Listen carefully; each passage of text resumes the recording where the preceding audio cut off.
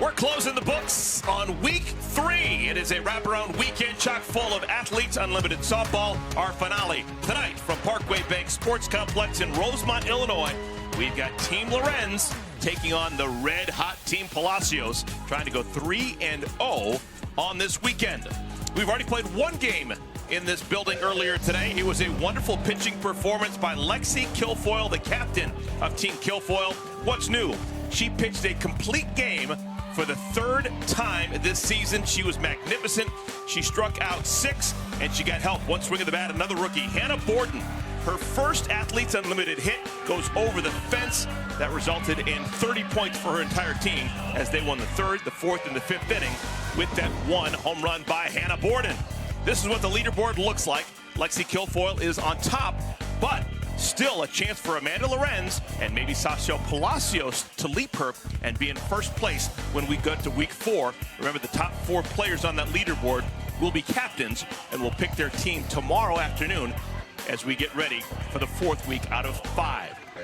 Glad to have you with us with my partner Danielle Laurie. I am Eric Collins. We both love the final day of every week because this is when you can kind of make your move and we figure out who's going to be on what team next week. Well, and for Sashel Palacios, who's a first-time captain looking to go 3-0, her team has played so well behind her, kind of like a storybook feel, drafted her sister, her family's here. But on the flip side, for Amanda Lorenz, back-to-back captains the last couple weeks, they kind of want to end it on a high note and try to get a big win. Amanda Lorenz's teams, they are 1-1 so far this weekend. They won on Saturday, they lost on Sunday. Lineup card looks like this. 3rd consecutive game that Amanda will slot herself in the leadoff spot. She'll be followed by her good friend Hannah Flippin. Kelsey Harshman's had a nice weekend. TV Tori Vidalis. Delaney Wiz, 2 for 3 with 2 singles and a walk in yesterday's game against Team Kilfoyle. Anissa Urtez, Megan Wiggins. The starting pitcher will be Alicia Ocasio, who will bat for the first time this season. And in the number 9 hole is the center fielder, Aaliyah Andrews. Starting pitcher for Team Palacios is Georgina Korek. And Georgina Korek has thrown this weekend. She's been so consistent. I just can't talk enough about her. Location was on point. 13 innings pitched so far in the championship season. And she is 2-0. Korek played collegiately at the University of South Florida, born in England. Came over to the States as a youngster. First ball swinging. Lorenz lifts it into the parking lot. Lorenz began the day number 1 on the leaderboard. She's dropped a spot after the performance by Lexi Kilfoyle. 9 hits and 25 at bats on the year for Lorenz. She's not phased. Down in the count 0-2. A great 2-strike hitter is Lorenz. Well, there it is, 57 miles an hour. That changeup is a bread and butter pitch for Georgina Korek. When that's on, she's tough. Line into left field, and it's going to get in front of Morgan DeBoard. DeBoard got a little bit of a slow start, and it cost her. It'll be a +10 for Lorenz with the single. Sometimes it's that initial drop step and looks like, yeah, she's got a little bit of a slow start on it. And that's a good piece of hitting by Amanda Lorenz. It's a great job to keep it in front. Here's Hannah Flippin. Flippin began the day 27th out of 60 players on the leaderboard, right there in the middle. Batting average of .217 with 5 hits on the year and 23 at bats. Still looking for her first homer. 2-0 to Flippin.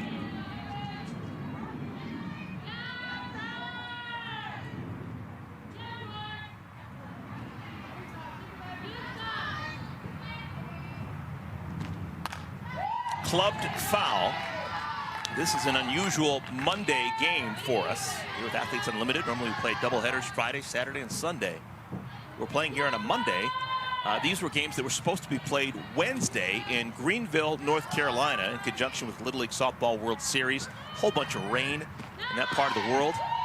So we weren't able to get the 2 complete games in, and we're finishing off week 3 here on a Monday in Rosemont. Yeah, no fans in the stands, just family, direct friends of the players. Which we even heard some of the athletes talking about it in the game prior. Skylar Wallace just So silent in here. Everyone cheer it up. It was just kind of funny them joking about it, but can be a challenge. Popped up and playable. The shortstop, Sis Bates, makes the play. You got to make your own energy. But a lot of these women competed way back in 2020 throughout that COVID year, and man, the sacrifices that these young ladies had to make to have that go on with a lot of unknowns. I mean, essentially it almost felt like they were on lockdown, no fans in the stands. Kelsey Harshman swings to the first pitch and fouls it back to the screen.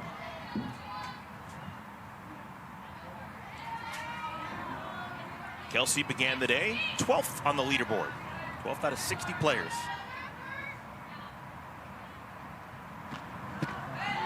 And Kelsey was part of that 2020 lockdown season that was played in this bubble here in Rosemont, Illinois. And to me, she played to great effect. She actually wanted to be on the Canadian national team. She was cut in 2019. She came here in 2020, had a real good season. Got some at-bats, got some more experience, fine-tuned her game. She made the Canadian national team and won a bronze with you in the 2021 Olympics. Well, it was a good opportunity to, we talk about us playing together. We had a training camp in that year of 2020 and the world shut down. But the fact that some of these athletes got the opportunity to continue to keep playing. Victoria Hayward, who competed for Canada. You had Sarah Groenewegen in that 2020 season for Canada.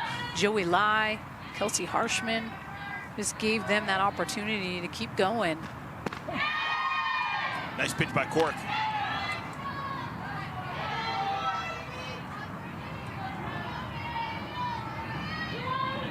International battle here.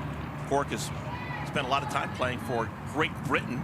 I already told you that Harshman has medaled in the Olympics for the Canadian national team. She is the third different member of her family who has represented Canada. Her mom and her aunt, both great athletes before her. Kelsey very close to their mom. They actually co-coach a team down in Arizona in the high school level. Into left field, sinking, and a catch made by DeBoard. 2 down. Nice play by Morgan DeBoard. Morgan didn't get a great jump on the hit by Lorenz. She did get a great jump on that one.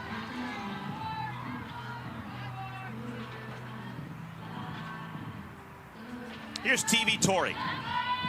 Tori Vidalis jump-started her season on Saturday with a double and a homer. Couldn't back it up yesterday. Hit the ball hard, but had nothing to show for it. This one off the thumbs, and it's going to be a tough play for Sis Bates. Everyone's safe. Infield single for Vidalis. So one of the strongest hitters in the history of Athletes Unlimited gets a hit on a ball that probably left her bat at about 16 miles per hour. 39 miles per hour exit velo if you want the exact number. But yeah, a little jam job, Sis Bates. I love the bare hand, tries to get it to go to 2. She's so good at shortstop. You just watch her and she just does the littlest things that stand out. Delaney Wiz, a couple of hits in yesterday's game against Team Guilfoyle.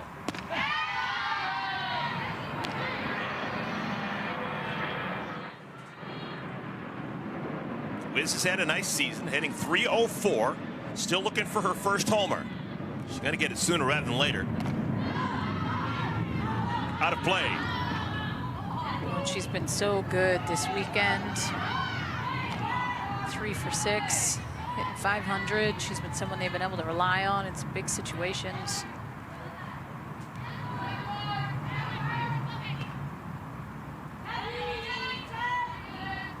Important moment early in our game.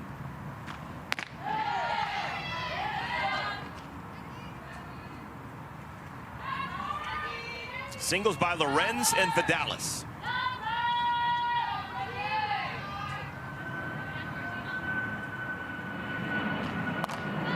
Way out in front.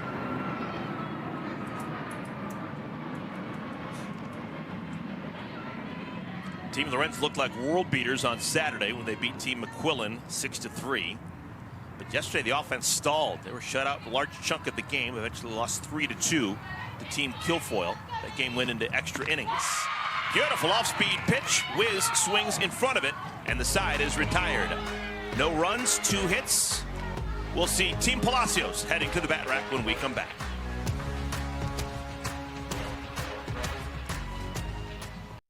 I'm Staff Sergeant Douglas with the 139th Airlift Wing. The Air National Guard's motto is always ready, always there. We're proud to partner with Athletes Unlimited players who are always ready to compete for the top spot. Now let's find out who climbed their way up the leaderboard rankings to earn the title of the Air National Guard's Mover of the Week. It's Charlize Palacios.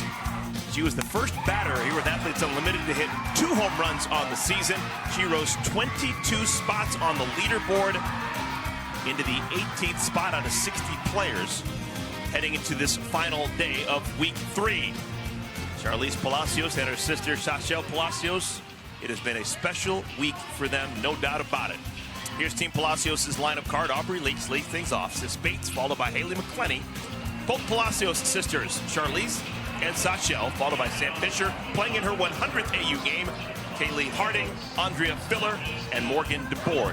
That 9 will bat against Alicia Ocasio. I like that Alicia Ocasio is getting the ball today. Seen her a little bit over the course of the weekend.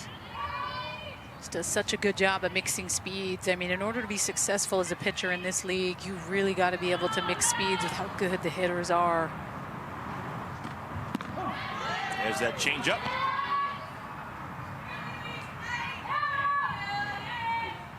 Ocasio got a chance to put up some numbers today. She's not only pitching, she's also hitting. Look at that ERA. 6 appearances prior to today, an ERA below 1. Yowza. Well, with not a lot of people in the stands, remember only family and friends allowed in the building, you're going to hear a lot of "Let's go Lily." That's her nickname. If you don't know, Alicia Ocasio, everyone calls her Lily. Harshman bobbles and can't make the play. Aubrey Leach with that great speed is safe. It's an error on Harshman. Number 22, Sis Bates. So a defensive mistake to begin the bottom of the first inning.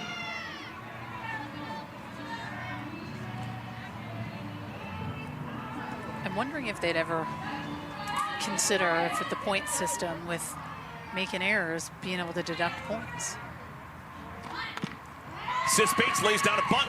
Nice bunt. And she is going to be safe. I don't know if she beat the throw. The ball definitely was dropped. It's going to be interesting to see how that one's ruled. We're told it's going to be a base hit for Sis Bates. So 10 points for Sis, and runners on at first and at second. Well, and I just think the communication with Jordan Roberts and Tori Vidalis was off. And I don't know if who was yelling or who was talking, but I thought that was Tori Vidalis' ball all the way, and then she kind of cleared out, and Jordan Roberts took it.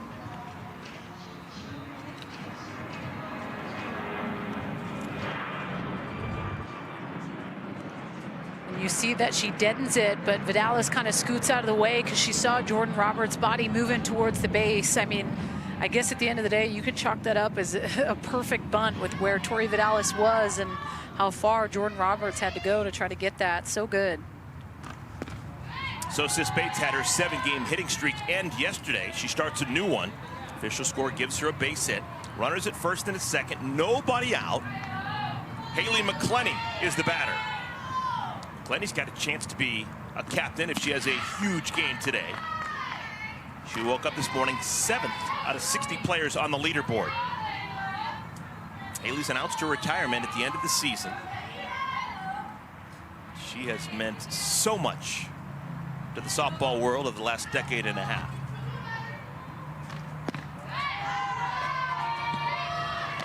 (3-0). This has not gone the way that Ocasio wanted it to go.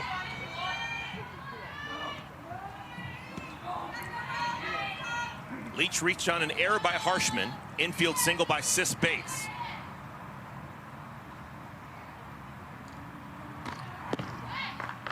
Four-pitch walk. Bases loaded. Number 44, Charlize. Ooh, it's getting interesting. Putting the Palacios sisters, the Bash sisters, in an opportunity here. Palacios, 2 homers, 5 runs batted in, batting average of .304. the rookie Charlize Palacios.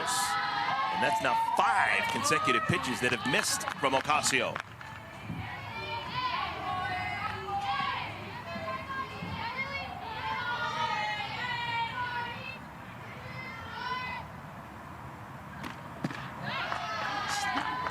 Able to get that inner half on the right-handed hitters, and that's a pitch. Man, it's tough to fall behind, bases loaded, and go 2-0. And someone like Charlize Palacios, with the way she's been swinging it. Home run yesterday. Off-speed pitch misses. That's 7 balls in a row thrown by Ocasio. One more and it'll walk in a run. And you can tell the frustration wanting that pitch. We've seen the zone fluctuate a lot over the course of the weekend. There's the strike she needed. Now she needs 2 more.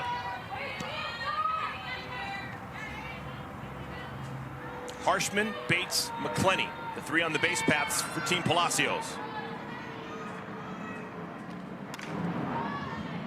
That's just the 5th strike thrown for Ocasio in 14 pitches. Interesting how the numbers are starting to break down as we conclude week 3. Charlize Palacios, the lion's share of her numbers coming from winning innings and total games.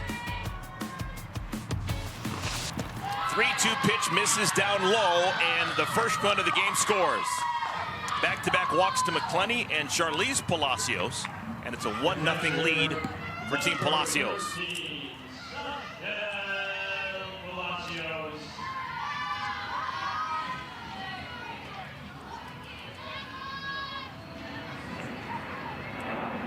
Here's Sachelle Palacios. The captain, just like Kaylee McClenny, announced her retirement at the end of this season. And she's got a chance to go out with a bang. It has been a dream first 3 weeks for Sachelle Palacios. Her 5th year with Athletes Unlimited, but this is the first time she's been a captain. And she has made close to every move perfectly here this weekend. Her team 2-0, 6-3 winner on Saturday, 3-1 winner over Team McQuillan yesterday.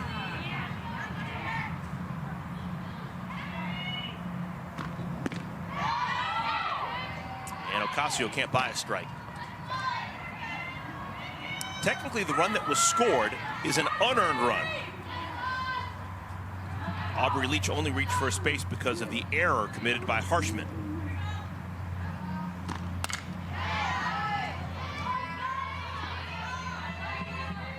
It's mainly that off-speed pitch that we've seen her try to locate, and that was the pitch that Charlize Palacios took and walked on. But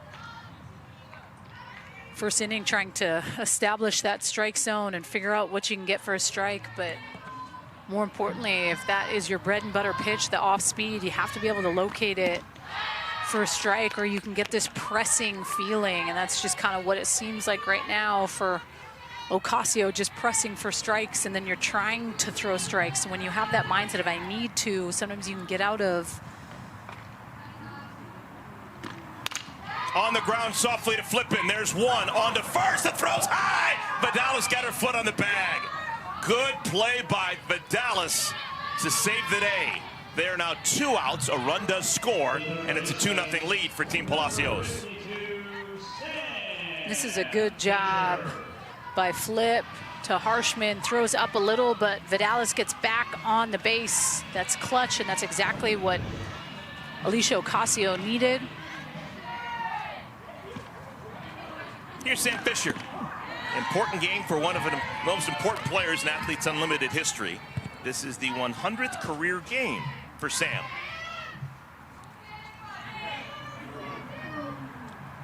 She's been here from the jump.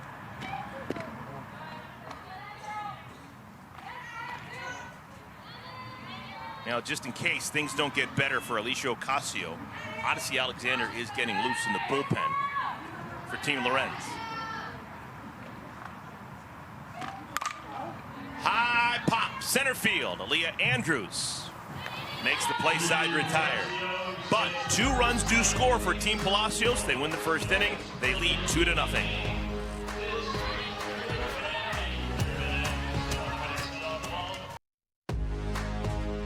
Athletes Unlimited Pro Softball is sponsored by Dick's Sporting Goods.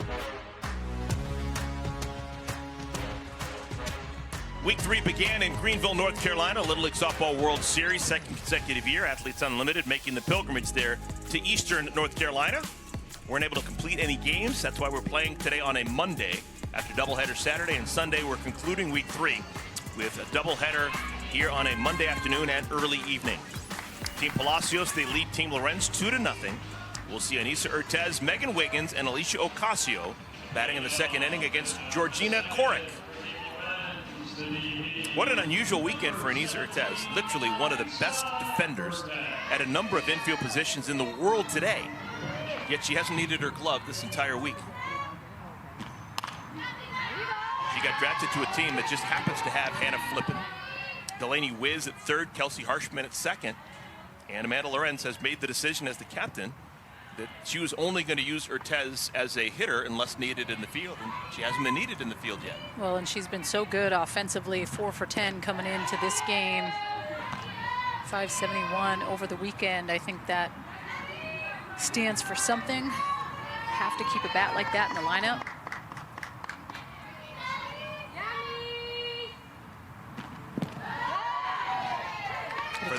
It does make you think, though, like Anissa Urtez and Hannah Flipp and just how good they are up the middle, the Utah bloodline. I like seeing them get the chance to play defense together. Way out in front, that actually tips the tip of the bat.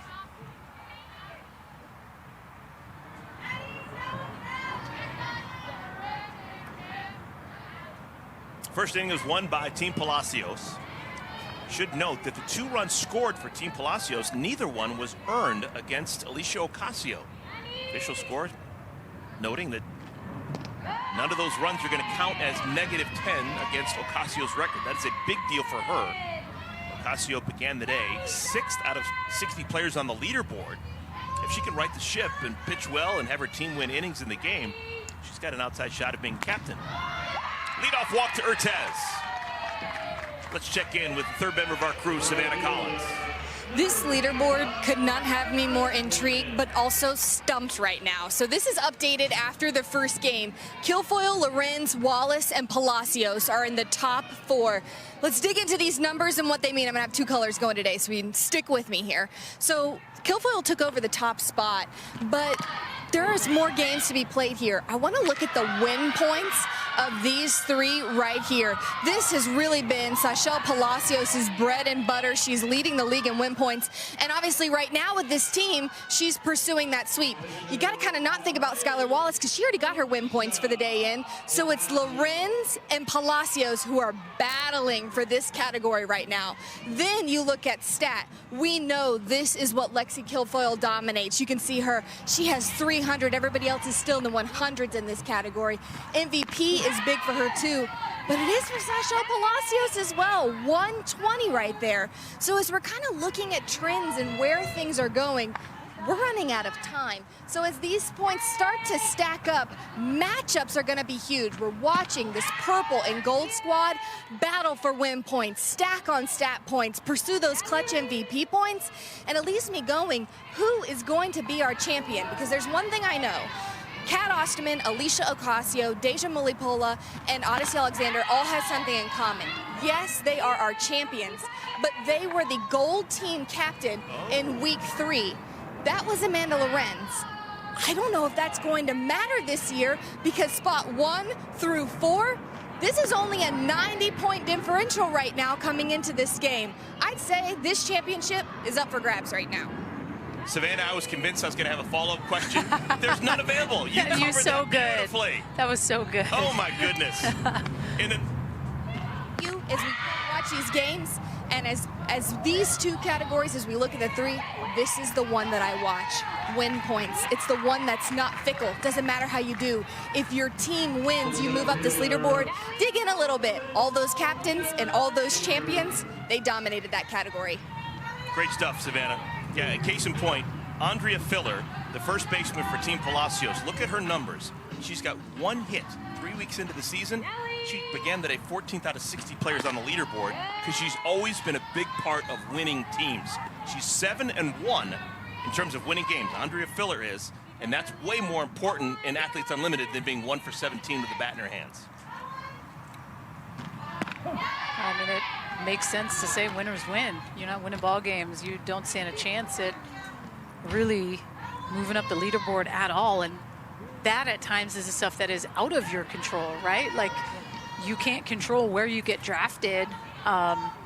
You can control how you personally show up to play and have a good day, but sometimes that can be a frustrating piece to the pie as well. You can go out and have a heck of a weekend individually, but you're not winning innings or winning games at 50 points a win, you're not moving up. 2 outs, runner on at second for Aaliyah Andrews. It's a foul ball. Inning began, Anissa Urtez walked. Megan Wiggins, little small ball, put the ball down right in front of home plate. The pitcher, Corrick, pounced on it, took an aggressive play, threw to second, and got the force out at second for the first out. Ocasio strikes out. The throw down to first to try and get Wiggins off the bag was off the mark. It's ruled a throwing error by the catcher, Palacios, and moving over to second goes Wiggins. So 2 outs, runner on at second. Count remains 1-2 to Aaliyah Andrews.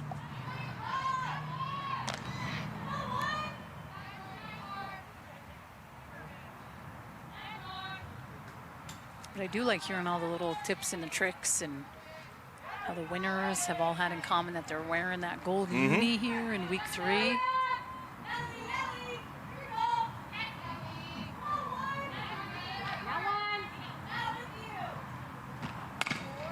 Another foul ball.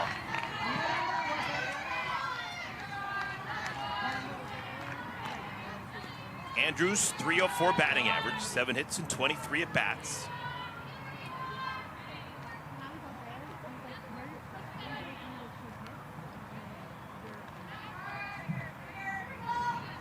Cork's 7th pitch to Andrews. Looped into left field. That'll get down. It'll score a run. DeBoard tried to make the play, and it just eludes her. That's going to be an RBI double for Aaliyah Andrews, and it's the first run of the game for Team Lorenz.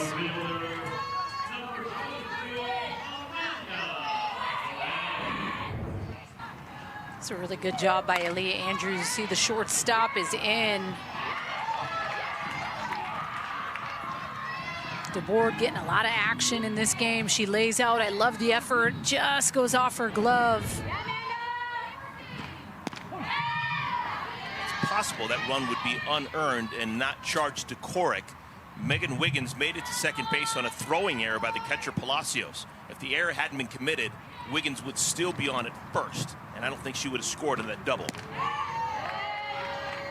Here's the captain, Amanda Lorenz. 1 ball and 1 strike. Amanda began the game by lining a single to left field. That was an inning ago.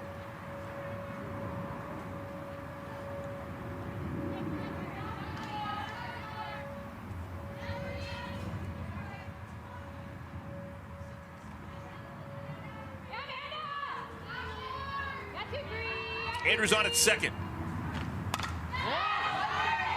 To the parking lot. The vast majority of hits, we're going to keep track of this at some point, the vast majority of hits for Amanda Lorenz, she's got 10 of them so far through 3 weeks, have come with 2 strikes. She is a stone-cold baller when she gets down in the count. One of the most comfortable hitters that I've ever seen at the collegiate level, at Florida, and in the professional ranks when she does get to 2 strikes. When you have those types of hitters that kind of pride themselves in being legit 0-2 hitters, they're tough as a pitcher, right? You want to spread the zone, but not too much. They're just constantly fouling pitches off. On the ground hard, Sis Bates able to knock it down, but no chance to get Lorenz. So Amanda's got a great start to her day. She's 2 for 2 with 2 singles.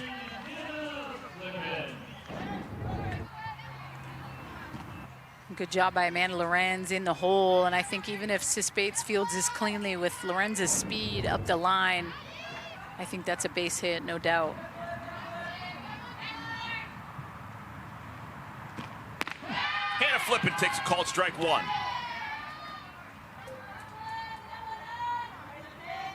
Flippin popped to short back in the first inning.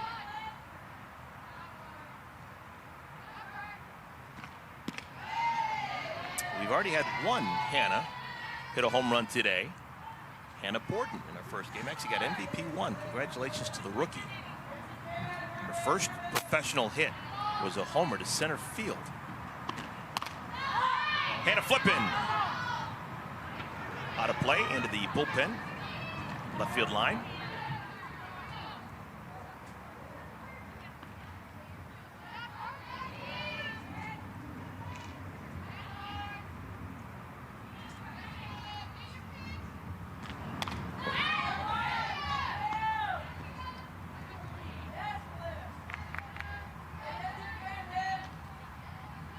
Flippin totally at home here in Rosemont on this field. She's been a big part of Athletes Unlimited since 2020, and even before that she played as this her home field when she was the Chicago Bandits in the then National Pro Fast Pitch.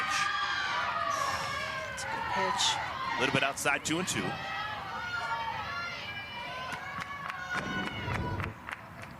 And a day or two ago, Eric, I will say these are pitches that these pitchers were getting. Off the end of the bat. Look at the English on that. And that's going to be a single for Flippin. That ball was spinning, and Cork just couldn't get a beat on it. It'll be a +10 for Flippin.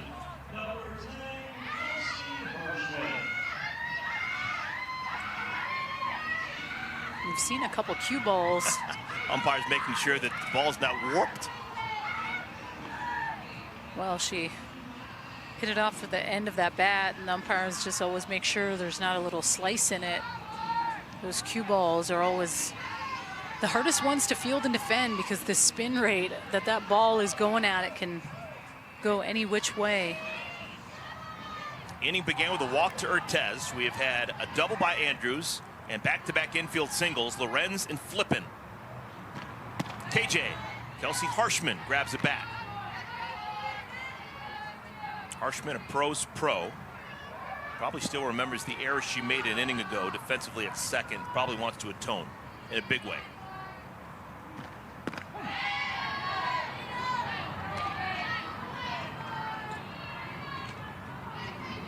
Think about the double by Andrews and the singles by Lorenz and Flippin. Nothing's been hit particularly hard.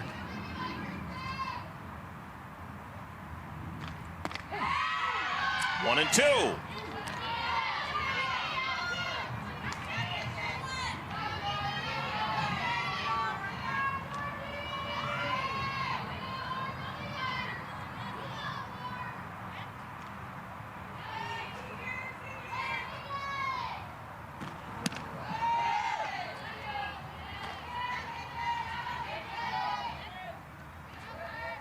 A lot of twos up there.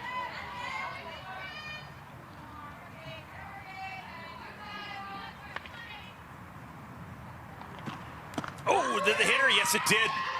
That'll score a run. Hit by pitch is a +8 for Harshman, and it allows Aaliyah Andrews to score and tie this game at 2. This is an off-speed pitch. Just gets away from her, and you see Kelsey Harshman turning away from it, but just gets the shoulder. Wow. I never played professionally, but that is the professional way to take a pitch. Spun away beautifully. That's the way it's taught. Yvette Healy smiling someplace up in Madison, Wisconsin. Taught her well. Look at the pitch count for Corrick. 58 pitches. TV Tori Vidalis batting with the bases loaded. Danger time right now for Team Palacios. Tori singled an inning ago. Her second look at Cork in about the last 20 minutes. Advantage hitter.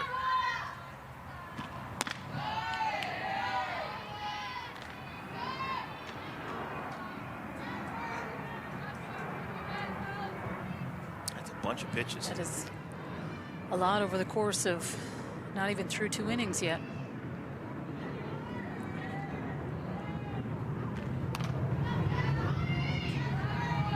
It's more so you're seeing so many foul balls I think that can be the most frustrating part as a pitcher sometimes, because you just have to continue to keep throwing in and around the strike zone. Seeing her change up pretty good to at least foul it off. It's still a very deceptive pitch that she needs to throw. Now we're sitting on what will be the 40th pitch of the inning.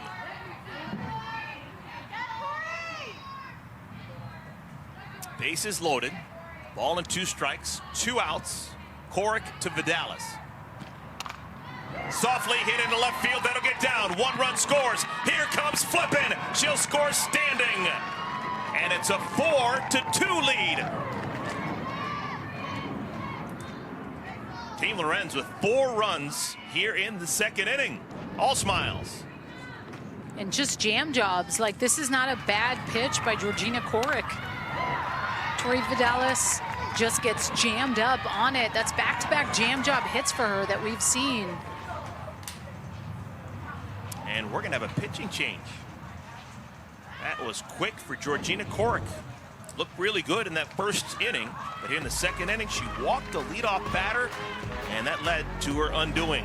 So we'll have a pitching change. We'll tell you who's coming in when we return to Rosemont.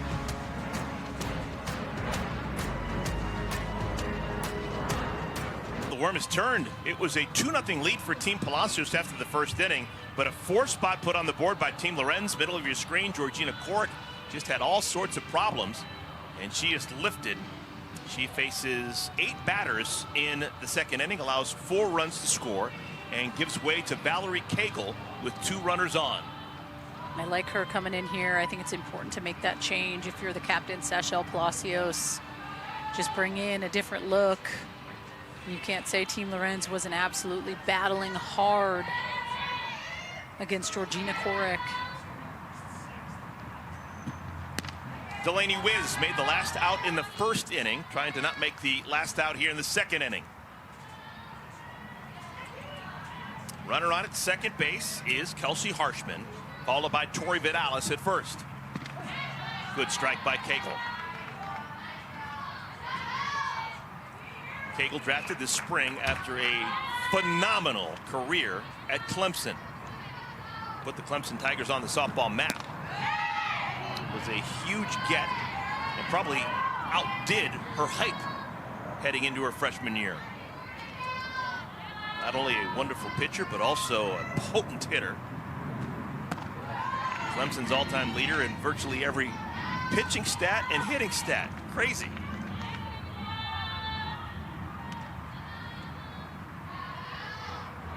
(3-1). 5-pitch walk to Wiz. So Team Lorenz has batted around here in the 2nd inning.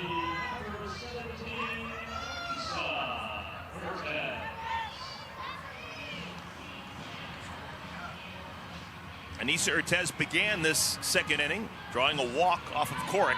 Now she faces Cagle.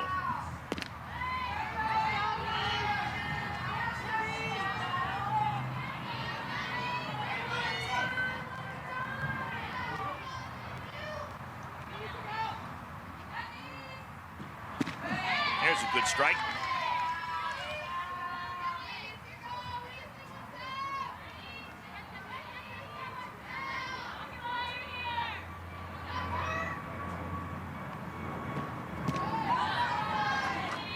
Anissa Urtez, how about this? The only player in the history of Athletes Unlimited, any sport, with the initials AU. AU is the atomic symbol for gold. She won a Gold Glove, the Geico Defensive Player of the Year in 2021 championship season. Get where I'm going there? I do. Okay. Yeah. She's on Team Gold. Oh my goodness, an extra layer right there. Fantastic.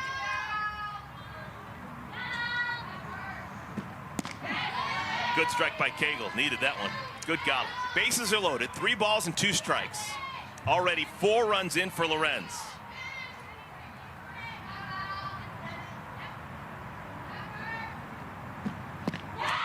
Swing and a miss. Cagle limits the damage.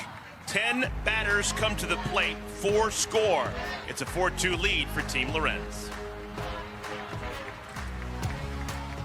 Offense to begin our game. It's the 2nd inning. 4-2 lead. Team Palacios trailing Team Lorenz. Take a look at the Game 1 MVPs brought to you by the U.S. Air Force. And congratulations to Hannah Borden. Her first AU hit is a homer, and everyone in the game felt so highly of her, they gave her MVP 1 and a plus 60. Well, it's tough to do, to hit a homer in general here. We haven't seen a lot of them, so the first hit that she gets is right on the screws, dead center, off the changeup. So good. You didn't see Lexi Kilfoyle's name as one of the 3 MVPs. I think people are starting to take her for granted. She throws 7 innings, goes the entire distance, did give up 3 runs, but hey, was the winning pitcher. She was a huge part of the game. I would have given her one of those MVPs. I think sometimes when you're that good as she's been, people just forget. It's hard to pitch a complete game in Athletes Unlimited. No, I agree with you. Fully. Kaylee Harding way out in front. Harding, Filler, and the board to bat here in the second inning. They need to score 4 times to not lose the second inning. Team Palacios.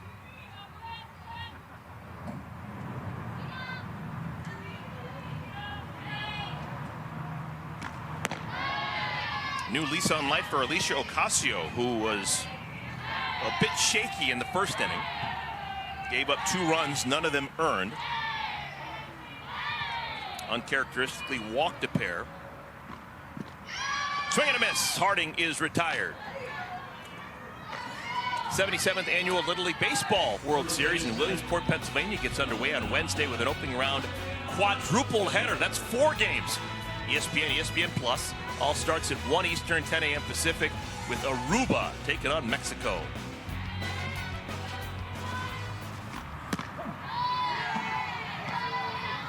Andrea Filler. Filler's been a part of good teams. She's played in 8 games in 3 weeks and won 7 of them. High pop-up center field. Andrews. 2 down.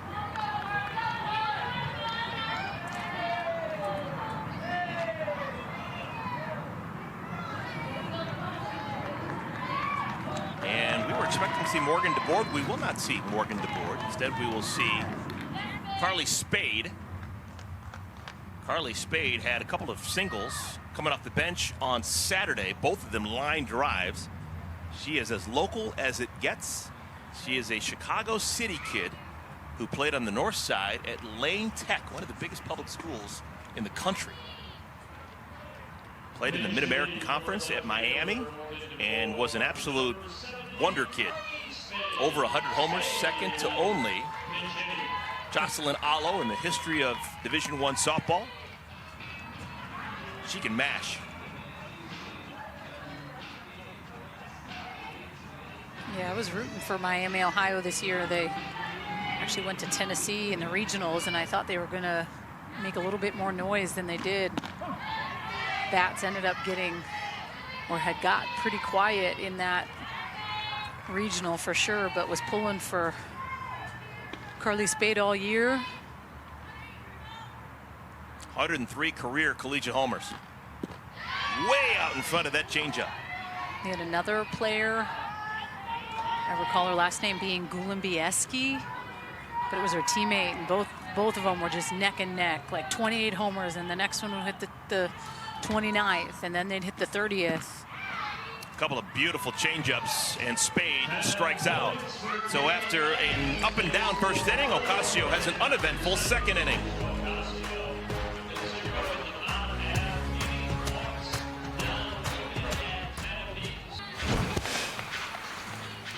Yeah! Woo!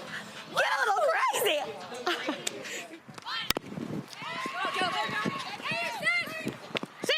Yes! Yes, Megan!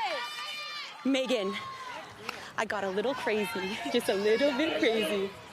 Two! Yes! Oh, baby, yes! George, way to trust it! This game is crazy. Always a great producer decision to put a microphone on Sis Spade. She is expressive. Little dance move before we begin our third inning. Well, always having so much fun. She's just a happy-go-lucky player. You don't always see players that have a big smile on their face all the time.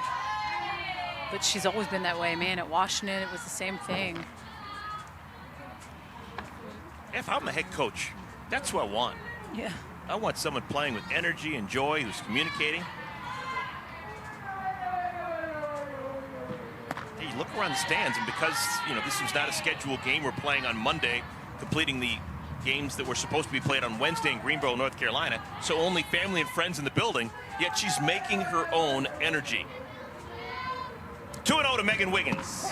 Fun fact, her dad, John, was on an airplane with my husband once. They didn't know each other, but they were sitting by each other.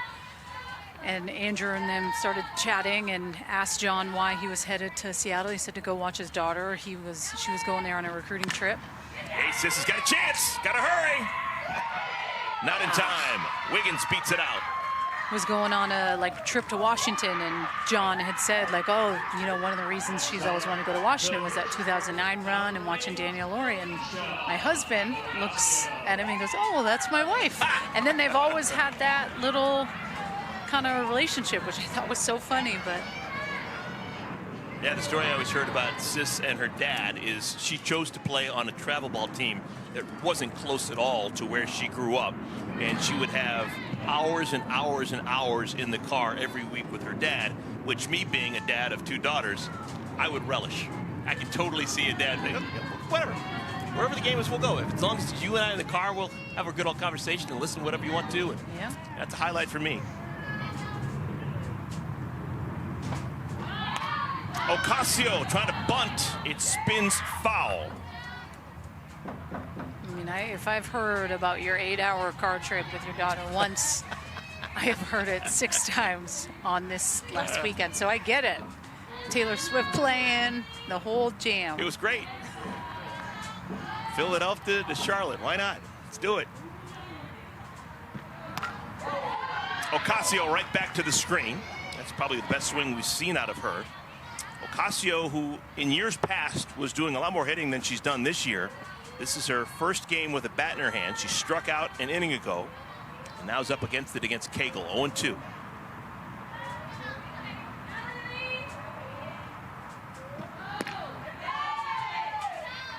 Ocasio began the day 6th on the leaderboard. Remember, she's pitching, so she can get points in the circle. But if she can augment that with a hit or 2, she's got a chance to be a captain. Oh, driven to center field, but right into the glove of McClenny. That ball was scorched. Nice swing by Ocasio. It's the first out of our 3rd inning. Our Sunday night baseball game is the 7th annual MLB Little League Classic from Williamsport, Pennsylvania at historic Bowman Field. It's the series finale between the Yankees and the Tigers, 7 Eastern, 4 Pacific on ESPN and ESPN Deportes with a special Kids Cast edition on ESPN2. Our coverage begins at 6 Eastern with baseball tonight. Sunday night countdown on ESPN. I mean, you were watching a little Sunday night baseball last night. Mariners and Mets. Yeah, Mariners are looking pretty good, but they haven't been looking good, but last night they did. Rob's not happy about it. Big thumbs down over there. 1 ball and 1 strike to Andrews. Andrews doubled back in the 2nd inning. On the ground to Bates. That's an all or nothing play. I think even if she got that cleanly, Andrews has got too many wheels not to get a base hit. We'll wait for the official score.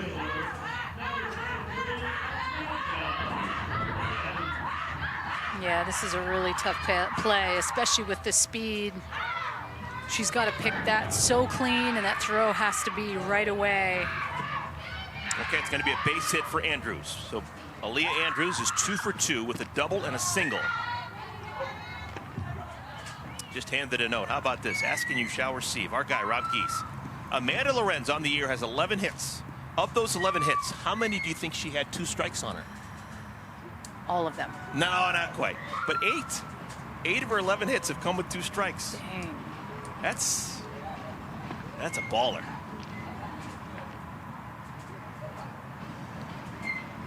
Team Lorenz starting to figure it out. Remember, they were in that funk beginning part of the game yesterday against Team Kilfoyle. They salvaged the day late. They were able to score 1 run in the 7th inning, and that was worth 50 points. If they had rolled over and not scored a run, they would have been shut out the entire day. But they managed to get 1 run in the 7th inning, still lost the game, but that 1 run they scored in the 7th inning gave them that inning win, and it was a rollover inning 5 times, plus 50.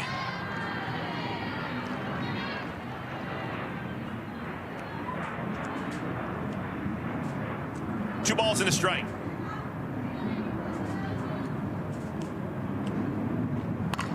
Hard underneath the glove of Fisher. Stopping at third is Wiggins. That ball was ripped. Yeah, no doubt about it. This was laced right down the line. Real time, just a hot shot through that 5-6 hole. We played 3 innings. Amanda Lorenz is 3 for 3. You think she wants to be the #1 captain? Plus 30 in stat points for Lorenz. Hannah Flippin. Right into the glove of the shortstop Bates. One shortstop lines out to the other. 2 down. Next up, the second baseman, number 10. Valerie Kegel's not fooling anyone. The 2 outs recorded. One was a line out by Ocasio to center, and that line out by Flippin to short. Kelsey Harshman.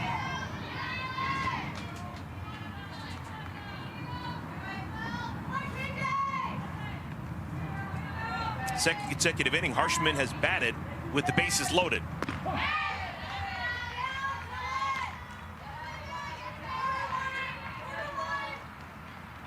Harshman was hit with a pitch with the bases loaded. That drove in a run, gave her 8 points.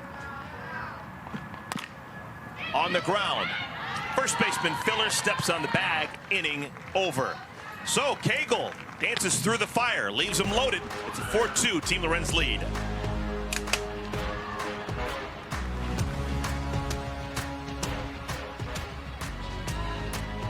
There's your score. It's a 4-2 lead for Team Lorenz over Team Palacios as we play the bottom of the 3rd inning. Team Palacios has swept their way through the weekend. They're perfect 2-0, but trailing for the first time as we play the bottom of the 3rd inning. Team Lorenz threatened but couldn't score in the top of this 3rd, so just 1 run for Team Palacios, and they will win the 3rd inning. It'll be the top 3rd of the order. Aubrey Leach, Sis Bates, Haley McClenny batting against Alicia Ocasio. All of those 3 reached safely back in the 1st inning against Ocasio. Back when Team Palacios scored 2 runs. Those 2 runs were helped out with an error made by the second baseman, Kelsey Harshman. When it was all added and done, Ocasio wasn't charged for any earned runs, so she still doesn't give up an earned run in our game.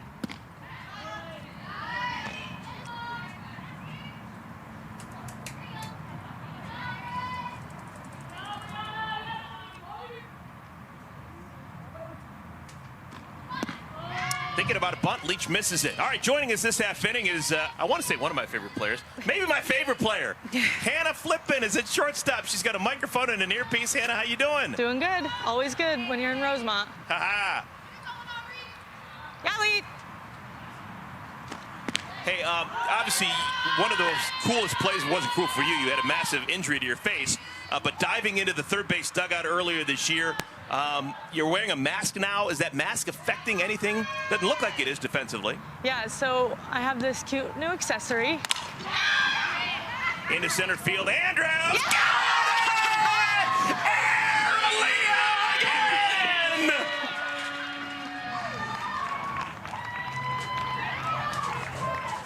Every year she does it, Aralia! Another Aaliyah Andrews Rosemont. What a play!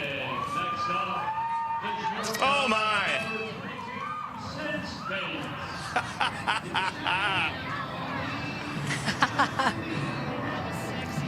No doubt about it. Oh, goodness. Well, one down with a bullet here in our third inning. Hannah, what is it like when you have to Yeah, obviously these great hitters, but the defense is so wonderful at this level. What's it like when you smoke a ball like that and you have a great center fielder like Aaliyah Andrews just take one away from you?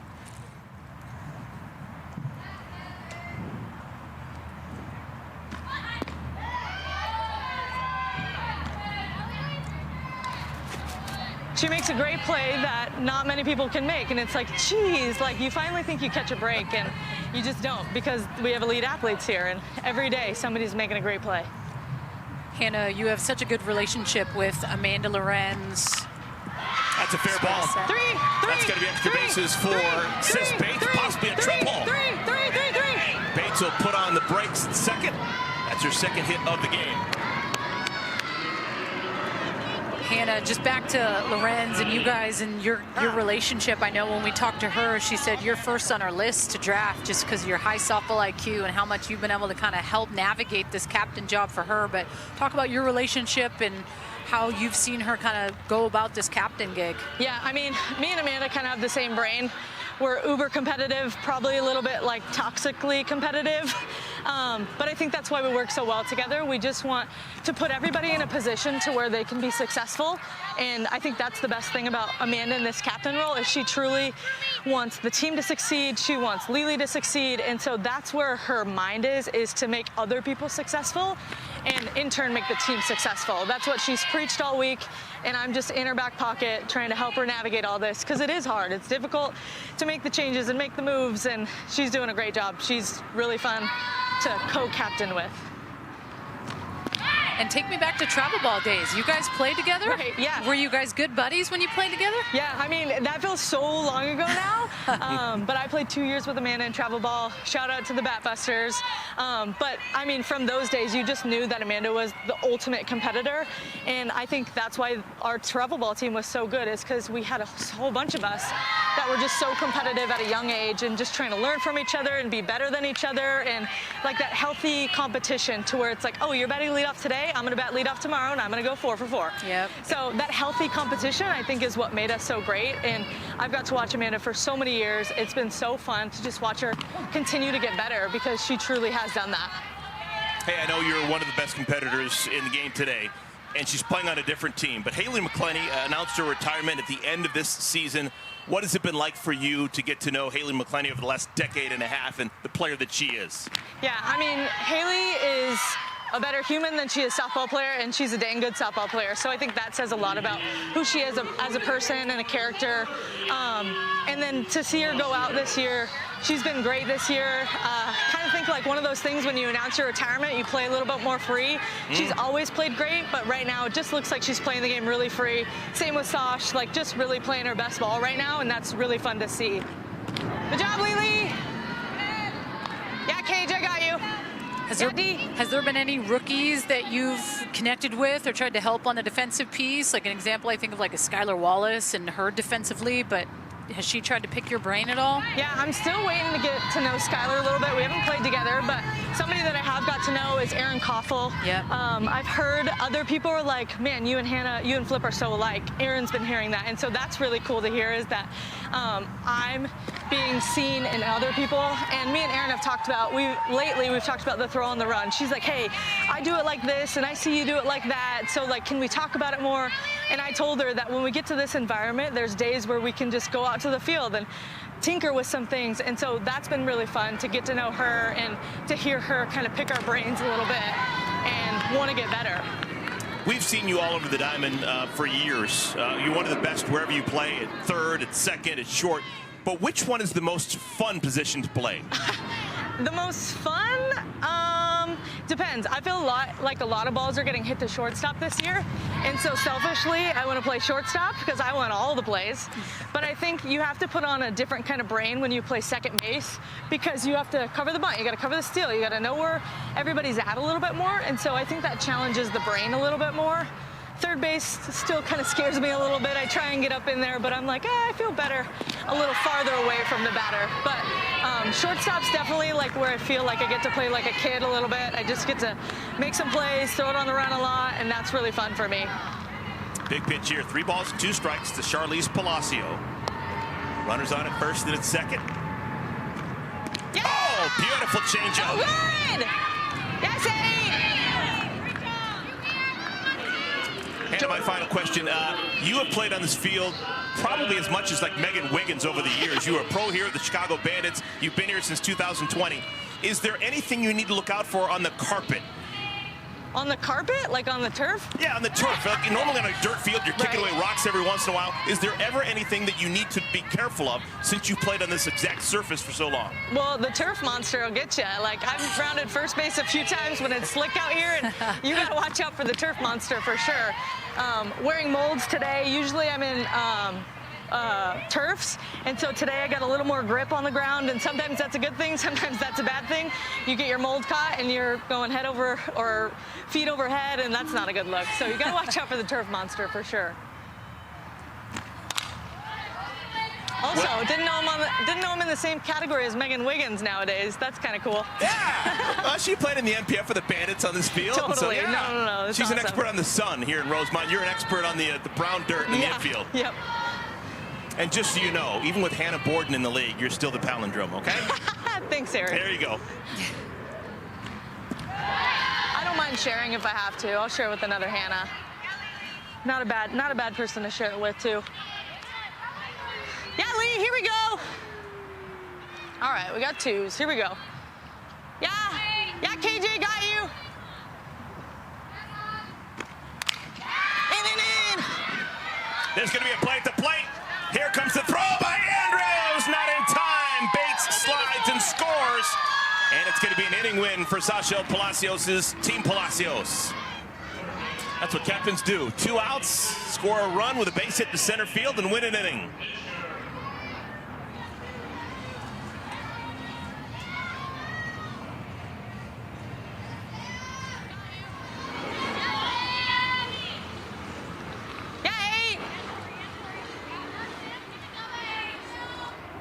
Hannah, we're just going to listen in a little bit with you. All right, let's get this out. Yep, we got it. Wiggins got it. Master of the sun. That's yes! right. No one knows the sun better here in Rosemont, Illinois than Megan Wiggins. Hannah, thank you so much. The great palindrome, Hannah Flippin, spending time with us. It's a 4-3 ball game here in Rosemont.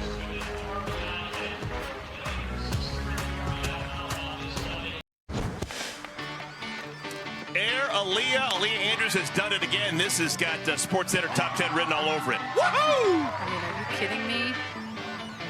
Gosh, so good. All the time, she just makes it look so easy. You're getting one of those every champ season, no doubt about it. She's coming up with a big grab. Man, the outies that we have here and Athletes Unlimited are just exceptional. We've seen Haley McClinney make some of those grabs. I mean, it's an art. I don't think that I'd look like that. Just letting you guys know.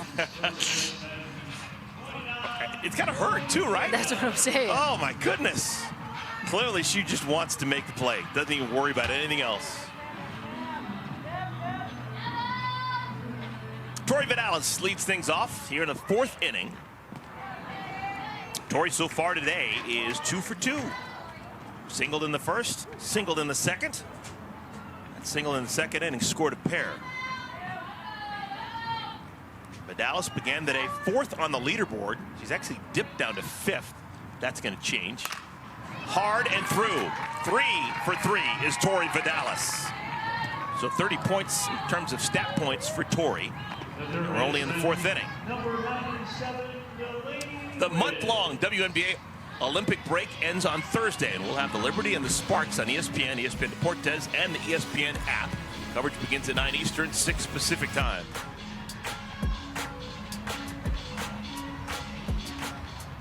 Second consecutive inning that Valerie Cagle has allowed a leadoff base hit. And another base hit. This is Delaney Wiz. Back-to-back singles, Vidalis and Wiz. And I would probably be making a pitching change here. There's action in the pen. Megan Framo's going. Kayla Beaver, I mean, giving up back-to-back base hits. I'd probably be going to the pen. Captain is Sachel Palacios. He's the catcher, and she's in the middle of the circle talking things over. And she decides that Valerie Cagle's going to remain in the game. This is Cagle's 2nd time through the order. She does have history on her side. She's going to face Anissa Urtez right now, and Urtez struck out against Cagle back in the second inning. Urtez bunts it foul.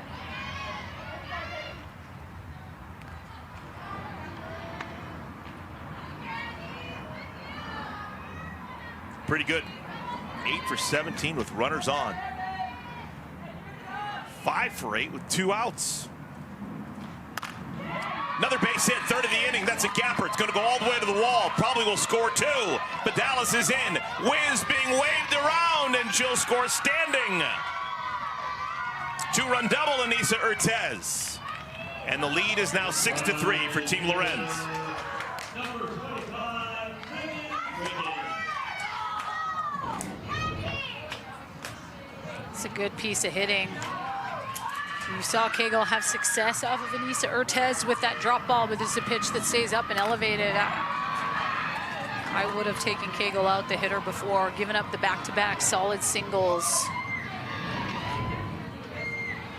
So 3 consecutive hits, a single, and a double. And we will have a new pitcher coming into the game, actually a whole new battery. Megan Faremo will come in and throw to Charlize Palacios. We'll tell you about the newbies when we come back.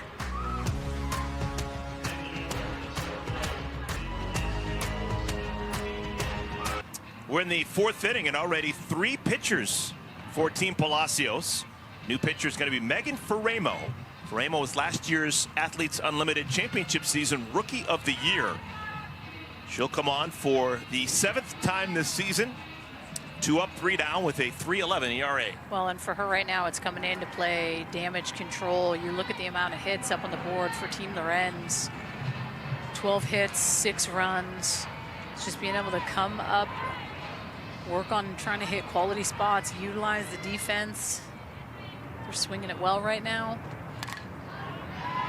Megan Wiggins pops it foul. Already Vidalis and Wiz have singled and scored here in the 4th inning. Anissa Urtez doubled. She's on at second. Nobody out.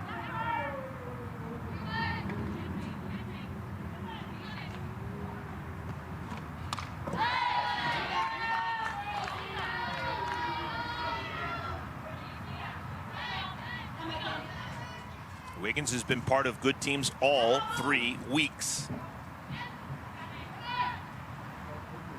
Began today 10th on the leaderboard. 10th out of 60. High drive center field. McClenny makes the catch. Urtez bluffs. Next up, the pitcher, number 8. Okay, Alicia Ocasio will bat against Megan Faremo. Ocasio had a nice swing last time up. Lined the ball right into the glove of McClenny in center.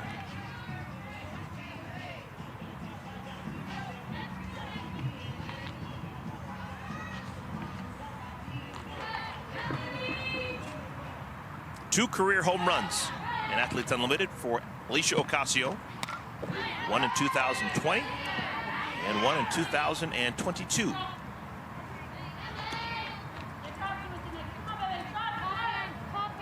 .258 career batter. Combined AU and AUX. Good pitch. That's a pitch we've seen Megan Faremo really hone in on the last couple seasons here with Athletes Unlimited. Just knowing, hey, if I can't change speeds against these types of hitters, she obviously got the chance to play over in Japan and had to expand her game a little bit with that as well.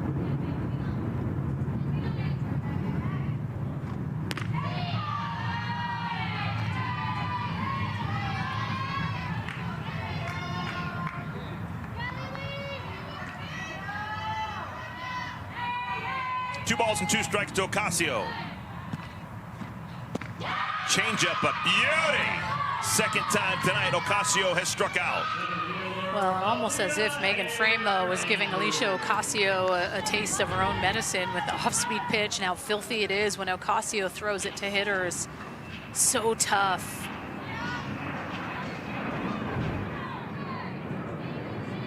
Here's Aaliyah Andrews. Earned her meal money with a tremendous defensive play out in center field back in the 3rd inning. Can't believe we're going to see a better play this entire championship season. With her back to home plate, laying out on the warning track, diving into the fence. If you missed it, folks, or if you just want to see it again, here's our play of the game presented by Dick's Sporting Goods. So good. Aubrey Leach couldn't have hit it any harder. Wow. And she finishes it off with the downward dog.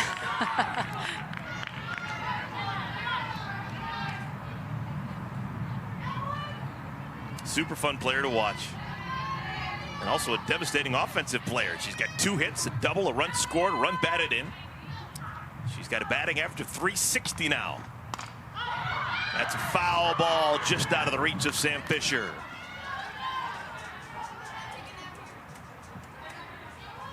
So this inning began with Valerie Cagle in the circle. She gave up singles to Vidalis and Wiz, and then the double to Urtez. Faremo came on, gets Wiggins to fly out to center, and then strikes out Ocasio.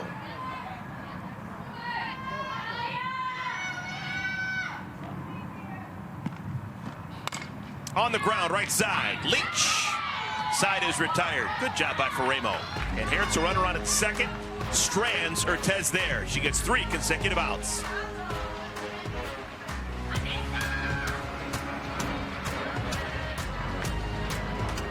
Two runs scored by Team Lorenz in the top of this 4th inning. Team Palacios will need to score twice to keep the inning alive. If they score 3 times, they'll win the inning. It's a 6-3 lead for Team Lorenz as we play the bottom of the 4th inning, and we've got a pitching change. Bringing in Odyssey Alexander. I like this change. I think Alicia Ocasio was throwing great. Changeup was on point. I mean, hasn't given up a whole lot of action, but this might have been the plan of attack from the jump, that this is what they were going to do. This is the final game of week 3. After today's game, tomorrow we will have the draft. You can see the draft. Follow us on social at AU Pro Sports. We have OA replacing AO. Alicia Ocasio, initials AO, getting replaced by Odyssey Alexander, OA.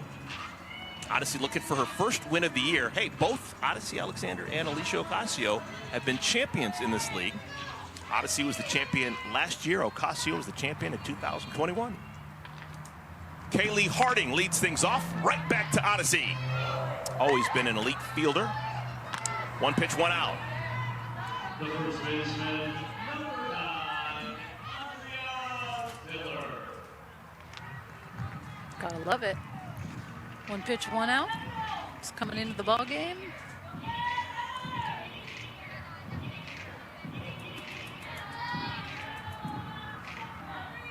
Andrea Filler.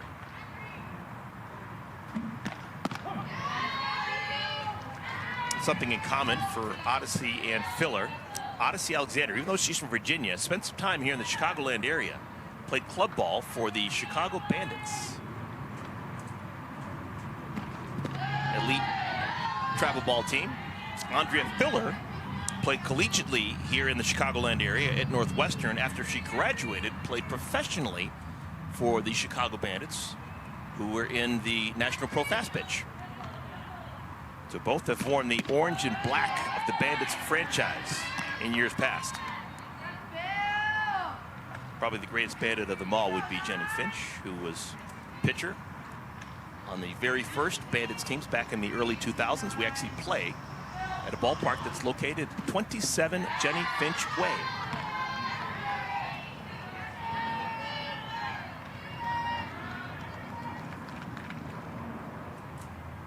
Got to get up for Jenny Finch every once in a while. One of the reasons we're still playing, she was a massive figure in the world of softball for a long time. I mean, she still is. Yep. Kept interest in the game for a long time after her college days. I always say my Mount Rushmore, the 4 most important people in terms of going from the white ball to the yellow ball: Lisa Fernandez, Kat Osterman, Jenny Finch, and Kelly Kretschmann. Those are my 4 for what they meant to the game. Filler hits this one to left field. Fairly deep. And deep enough. It's a homer for Filler, her first of the year. Andrea Filler.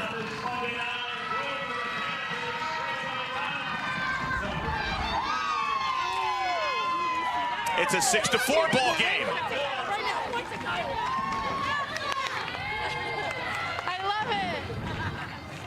This one was an elevate and celebrate, no doubt about it. Screwball in on her hands, not fooled at all. Takes it over the family friends tent there in left field in that little players suite, and see you later.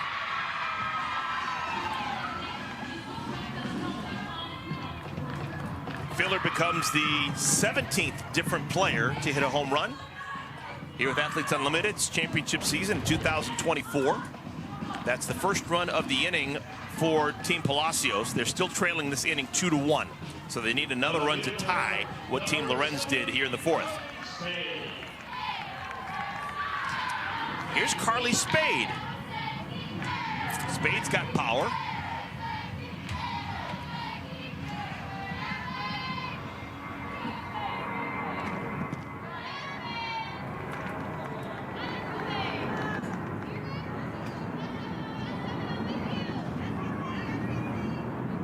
Chicagoan Carly Spade played on the north side. Lane Tech. It's about probably less than a mile away from Wrigley Field. Just west of the ballpark.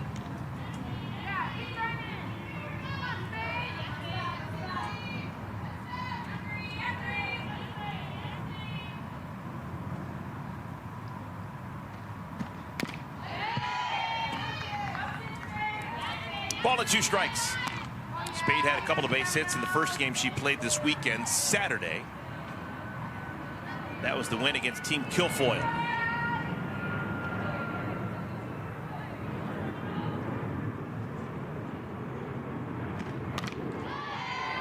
I feel like it's just a matter of time with her. In 103 career home runs at Miami, Ohio. You're just waiting for her to unleash on one here.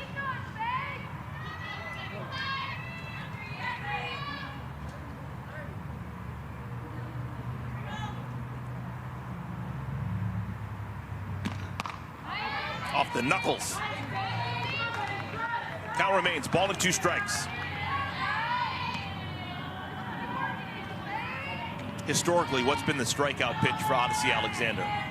It's been her off-speed pitch. That's a huge pitch for her, but when she's able to go up in the zone a little bit and then go side to side well, it's not just necessarily one pitch that she can hone in on. That's the separator. It's when she can spin that curveball well at high velocity. It's a tough pitch, and that screwball with command in on the hands of the righties away from the lefties, but haven't seen her go upstairs as much as we have in the past. That's a great at bat by Spade. One of the best pitchers in the world. Odyssey Alexander can't get anything past the rookie Spade.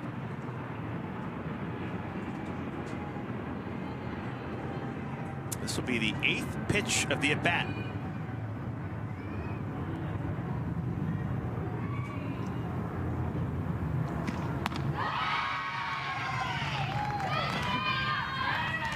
Three and 2. I think Team Palacios may win this week's award for having the most animated dugout. They've been into it.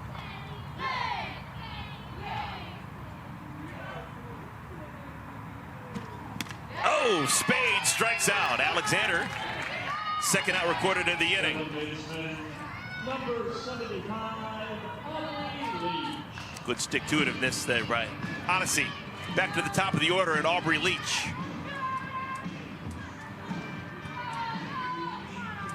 Two extremes for Aubrey. Her first 2 times up, reached on a defensive mistake by Kelsey Harshman in the first inning, and then was denied because of a defensive gem by Aaliyah Andrews in the 3rd inning. It was Leach who hit that scorching line drive over the head of Aaliyah Andrews, who laid out and flew like a bird to make the play.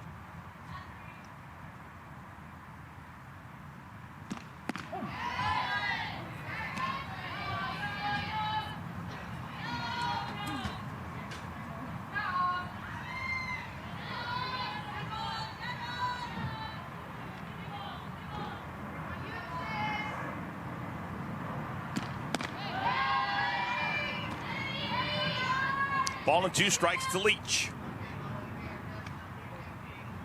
Leach actually just left the University of Tennessee as a grad assistant, and she's being replaced by the batter who just made the last out, Carly Spade. Odyssey Alexander strikes out Spade. She strikes out Leach. And it's another inning win for Team Lorenz. They win the 4th inning. They lead 6-4.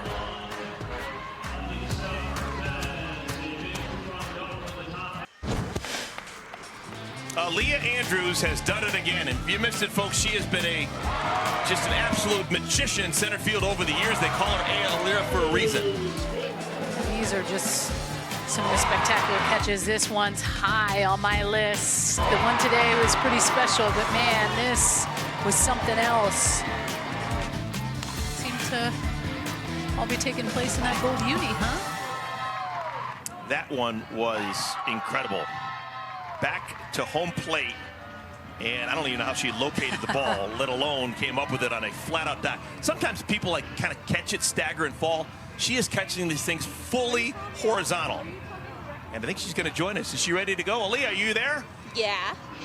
Aaliyah Andrews is going to join us here for the 5th inning. Hey, Aaliyah, how you doing? Good. How are you? You've got to be just beaming from ear to ear. I'm looking at you. What an incredible catch you just made.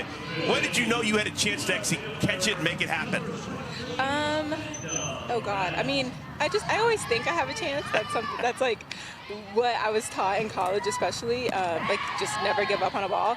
And especially that one, I kind of froze for a second because it's one of those line drives that you can't always tell is like gonna keep carrying or gonna fall. So I like froze for a half a second and then I took off. So as long as I just kept running, I knew I could possibly catch it. So how do you practice that? Like when you were at LSU or even kind of before that, I mean, you have a good history of sisters in the game that have played, but how do you like practice doing things like that? Yeah, I literally practice it. Like people tell me, they ask me all the time, like, how do you do it? How do you do it? And the answer is seriously practicing. Like I do diving workups. Like I have practiced like literally diving horizontally, like making sure that I'm in the air. And so, yeah, it's literally practice, like just a bunch of diving workups to make you feel comfortable. In college, we used to go to the gymnastics facility and go dive in the foam pit. So that was always fun, and that's honestly how I just like continued to learn.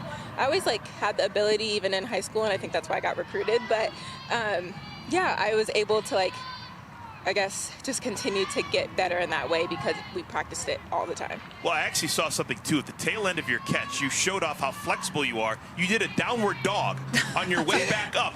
Do you do yoga? Stop, that's so funny. Do you do yoga? Because that was a classic downward dog after you made your catch. Wait, that is so funny. I definitely didn't notice I do that. I do yoga, but sometimes I'd be in pain. So I think getting up, I like halfway stretch to make sure I still feel good. So, yeah, that's so funny that I did that. I had no idea. I think it was more of like an inchworm to where she was going to like get herself up. Okay. Yeah, we can go I do downward that. dog, but has anyone here in Athletes Unlimited ever like asked you or your little tips and tricks kind of help with those little things? I don't know about tips and tricks, but people have asked me like how I do it or what I think about when I dive. And it's so cool, especially here, because there's so many great players that dive themselves, like, but they do it in a different way and they still make the plays. So I just kind of give my tidbit on like how I dive in the air, I guess, and then they tell me how they dive, and it's really cool to think of like the different ways that work for people. Mine is to dive in the air and make sure that I get to it. Some people wait for it to come down a little bit more, but yeah, I don't know. It's really cool to talk to the other players here and like think about what they do to make sure they catch ball. Can you ever rank them? Is there one catch that you feel is the best catch that you've ever made in your life? Oh my God. Okay, so my most favorite catch is from last season, the one that was in right center gap that ended the game. We've already seen it. Yeah. Yeah. We've seen that one. With two hands even. Yeah, I know. Don't do that, kids. You're not supposed to do that. Dive with one. Dive just with your glove hand. But yes, that's my favorite one because it was the only one I think that I've ever like ended a game with. So that was definitely my favorite. I think my best one, like mechanically, or I don't know, would you say mechanically or just whatever? It was, okay, no, I have two, sorry. One was an LSU that like became, I guess you could say, my logo, where I really became Aaliyah, which is so cool. I will always remember that one, of course. And then the other one was, I think, my second season here at AU. I dove in no man's land, like behind second base-ish. And that one was so hard because that was one where I like didn't really know if I was actually going to catch it. I just threw my body at it and was like, hopefully I'll get it. I just don't want to let the ball drop. But then I ended up catching it. So that was like a crazy one that I thought was so good. How's it been being on Team Lorenz this week as far as kind of playing for her as a captain, but kind of your guys' team chemistry and dynamic? Oh, it's so awesome. I love being on a team with Amanda always. So having her as my captain is just extra special. We just always have good chemistry in the outfield, especially. We talk to each other and she talks to me a lot and that helps me. And just the team is so fun. It's so fun. Everybody's bought in. Everybody's like literally just bought in, like to anything that anybody says. We're going full throttle.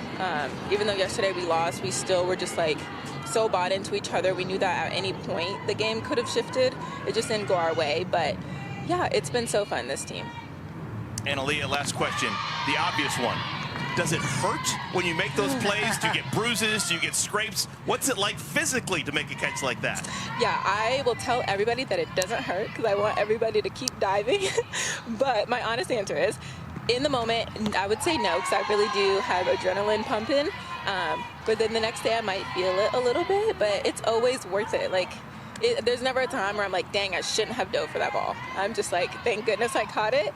And it's okay that I feel this pain because who cares? Like, the play was made. Well, in my eyes, you're immortal. People will always So remember good. the catches that you make. Just fantastic stuff. Thank you so much So for sweet. joining us, Aaliyah. Thank you, guys. Over the years, there are certain softball players, either the college level or pro level, they make certain plays that you'll never forget. Jessie Warren, College World Series, when she was at Florida State. Odyssey Alexander burst onto the map. Women's College World Series with a defensive play that she made. Aaliyah Andrews, LSU, even here, the Pro League. It's almost as if defensive plays are more indelible than offensive plays sometimes. I have to agree. Defense is key. I mean, it wins championships. So when you're able to step up big in those moments, like defense right there, we needed that guy. It's the Savannah Bananas with the family and friends. He's got to lay it out on the line. If you're just joining us, folks, this is a game and day that wasn't scheduled. We were supposed to be playing in Greenville, North Carolina earlier this week.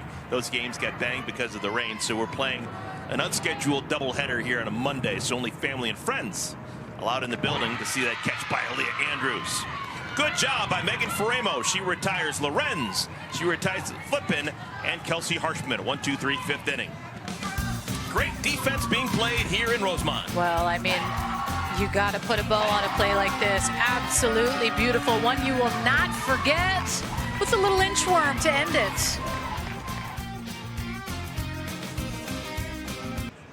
Team Lorenz leads Team Palacios 6-4 as we play the fifth inning. Team Palacios, if they can score just one run, they will win the inning. Experience AU Pro Softball in person here in Rosemont, Illinois.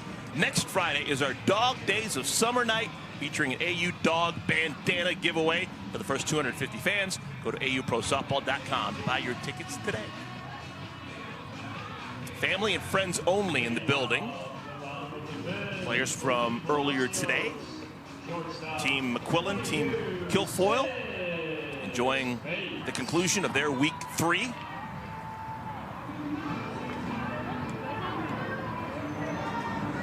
Truly one of the most unique situations in all of sports is what we've created here at Athletes Unlimited. 5 consecutive weeks of people living together, competing with each other, against each other, different teams every week. It is the best of the best getting together, immersed for 5 weeks. Sis Bates leads things off. Perfect day for Sis. She had her 7-game hit streak snapped yesterday and has come back with a vengeance. Singled and scored in the first, doubled and scored in the third.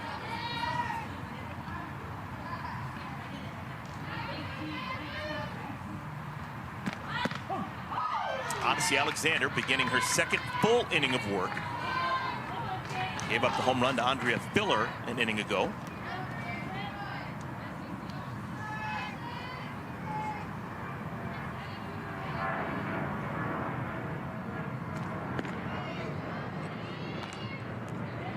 since Odyssey Alexander and Megan Fremel have come into this game, it's almost kind of feels like the tables have turned a little bit more of a pitcher's duel feel.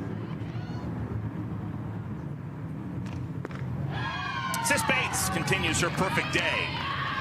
Walks are worth 10 points. And the leadoff batter is on first base. Just one run, and Team Palacios will win this 5th inning.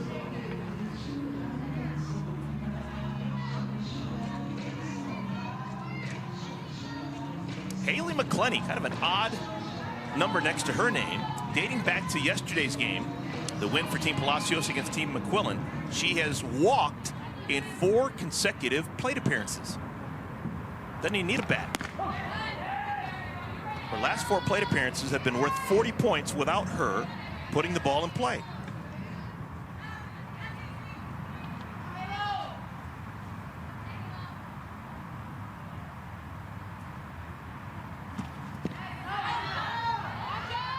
Just handed a note. Good golly. McClenny hadn't even swung the bat today. Literally, she does not need a bat. She has been to the plate 2 times and walked twice without swinging.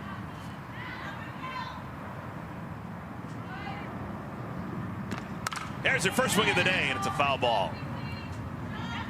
Well, we've seen just these pitchers primarily attack Haley McClenny on the outer half. No one has gone underneath the hands whatsoever, sticking away with that screwball, off-speed pitches. Saw her turn on a pitch a couple days ago, hit her first home run in 2 years on the inner half. Bounces in the dirt, blocked nicely by Jordan Roberts.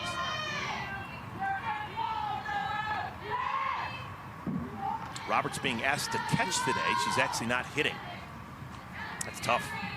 Squatting for 7 innings, wearing all that gear, getting foul tips hit against you.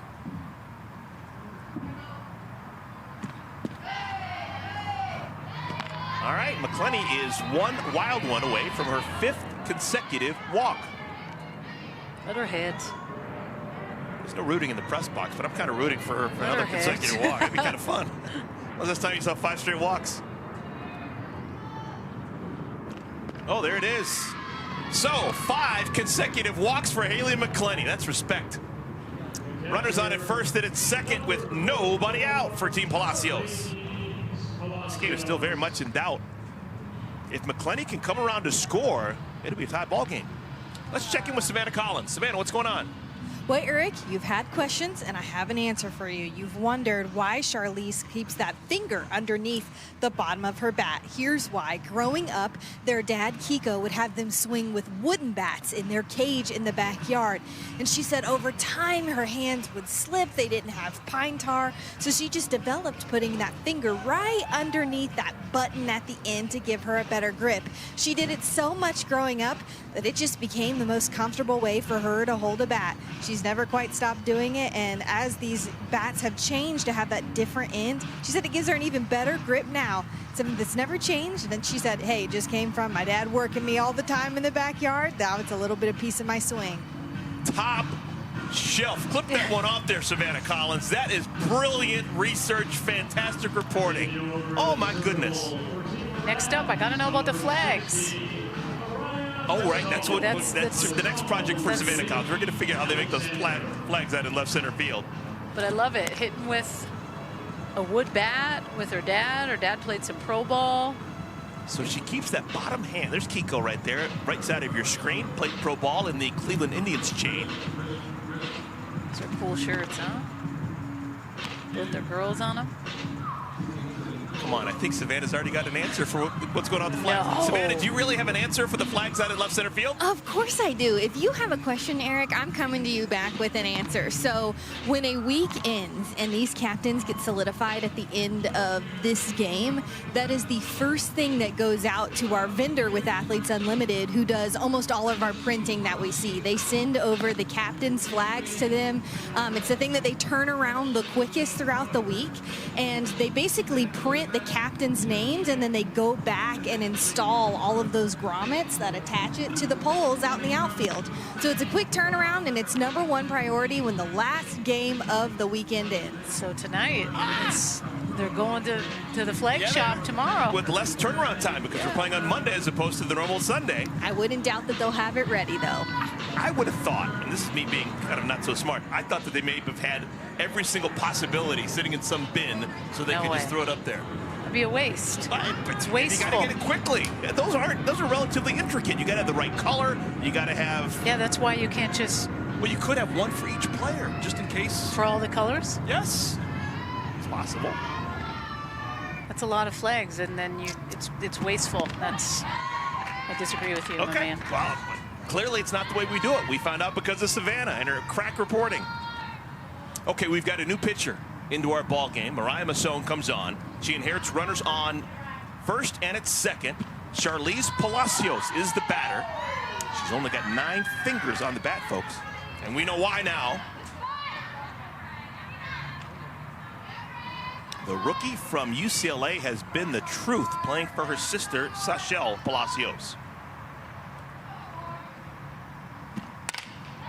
Hard but foul.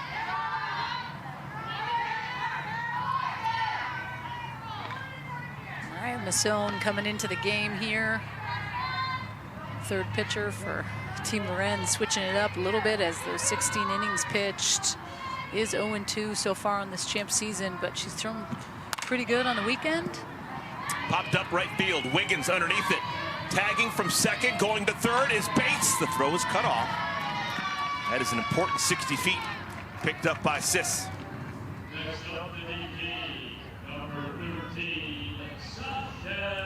Okay, this is the way that it should be. Important part of the game.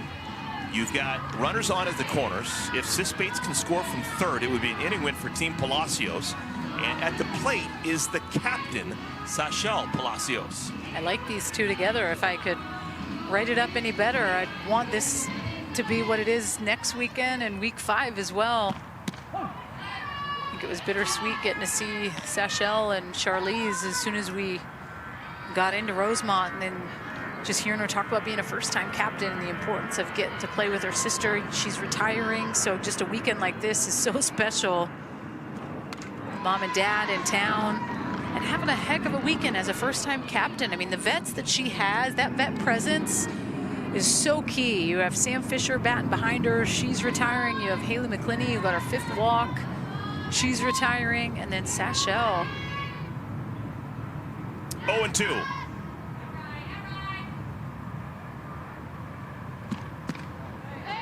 I have been impressed with both of the Palacios' situational hitting. It's a situation you got to put the ball in play. Put the ball in play, and more than likely Bates can score, and it'll be an inning win.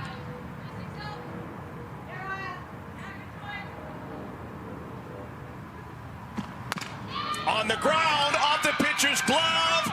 Everyone's safe. Infield single for Palacios. It's an inning win for Team Palacios. That is wonderful for the captain. The hardest thing for pitchers is to recognize when to not touch the ball. You look at Hannah Flip and where she is. Man, you don't touch this. This is a double play all day. But it's the hardest thing for a pitcher in the moment to understand, because when the ball's coming at you, you want to react. But if you steer clear of that, they're out of this inning.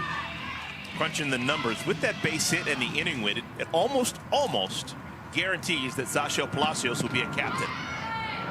She's in a very strong position to call her own shots in week 4 and continue with this storybook end to her career. And if you believe in softball karma, it's playing out here in Rosemont. Sachelle Palacios has been just the ultimate sports person over the last 5 seasons. Hasn't finished high up on the leaderboard, but she's getting a lot of breaks and making her own breaks here in this her final go-around.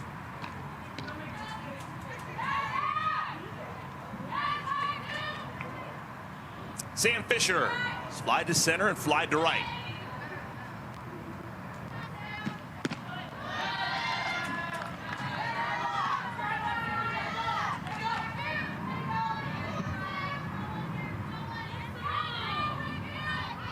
One-run game.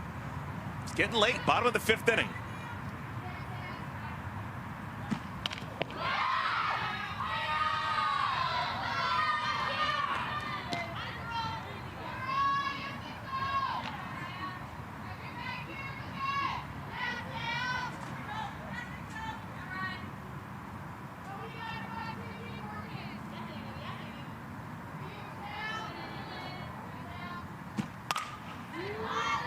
foul from the jump.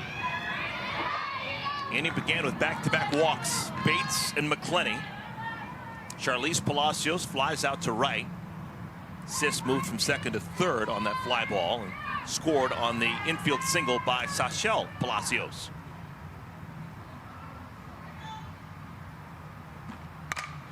Into center field, Andrews. 2 down. Haley McClenny tags and moves to third. Could be important. Now pass ball, wild pitch, infield error, scores McClenny.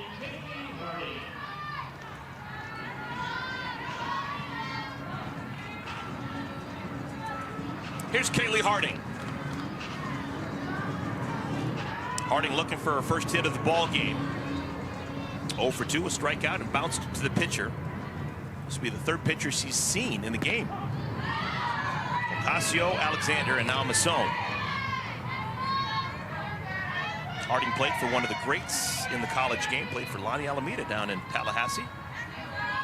Went to a couple College World Series, 2021, 2023. She's listening. You want to give her a shout out? Who is? Lonnie. Lonnie Alameda. Friend of the program. Was it 18 or 19 that they won? Jesse Warren? 18, 2018. And then 2019 was Bubba Nichols and UCLA. Yep. And then it's been Oklahoma ever since. Yes, it has. Took out my Huskies back in 18.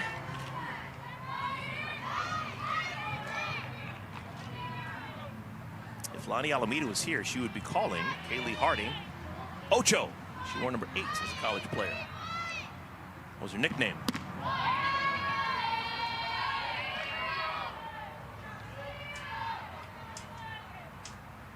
Eight not available here in Athletes Unlimited. It was the number of Alicia Ocasio over the years.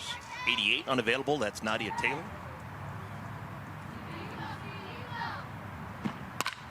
Woo. Scary.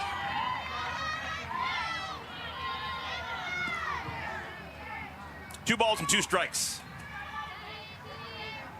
Harding originally from Murfreesboro, Tennessee. Played everywhere collegiately. Left, right, third, first. Club to left field, going back on it. Lorenz, gone! A homer! Team Palacios takes the lead.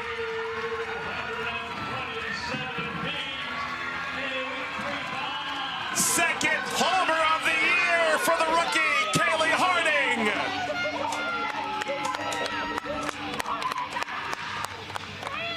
What a turn of events. Wow. This was an absolute bomb.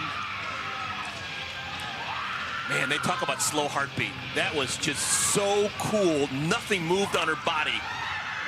And just stone cold rounding the bases. I mean, not a smile, nothing. That's a pro. Just a rookie playing in her first handful of games. But man, she knows what time it is. Kaylee Harding, how do you do? It is an 8-6 lead for Team Palacios.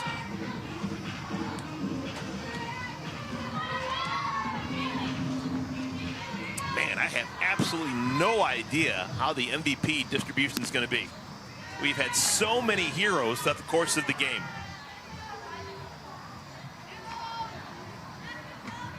This is the final game of Series 3.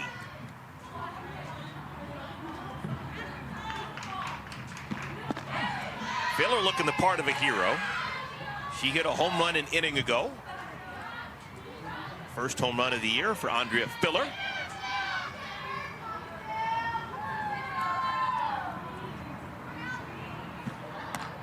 Kaylee Harding is standing by with Savannah. Smile, dead serious coming around the bases. Not cracking anything for that home run? Yeah, you know, I just needed that. I didn't agree with some calls, but just had to calm down. So, yeah, I don't really have many words today, I'm not going to lie, but it was great. I'm glad that I could do it for Team Purple. I will ask you about how this team celebrates. You guys don't high five, you hug. Tell me about the bonds in this group celebrating moments like that. Yeah, I mean, this team is a family. Like, I'm so glad I got the extra day with these girls because these are my sisters, and I haven't felt so loved by a team here yet. Like, these girls, I would go to war for them, so it's great. Like, sisterly bond, like, bring it in every single time. Okay, I'll let you smile and enjoy the AB now. Thanks, Kaylee. Well, there's something to winning. Team Palacios is trying to go 3-0 on the weekend, and they're doing it with good vibes. Filler called out on strikes. 3-2 pitch she thought was inside. It's strike 3. Side is retired, but it's a lead for Team Palacios. Kaylee Harding, so good. She said she needed this, and it could not have come at a more clutch time. Team Palacios up 8-4 off the bat. Kaylee Harding.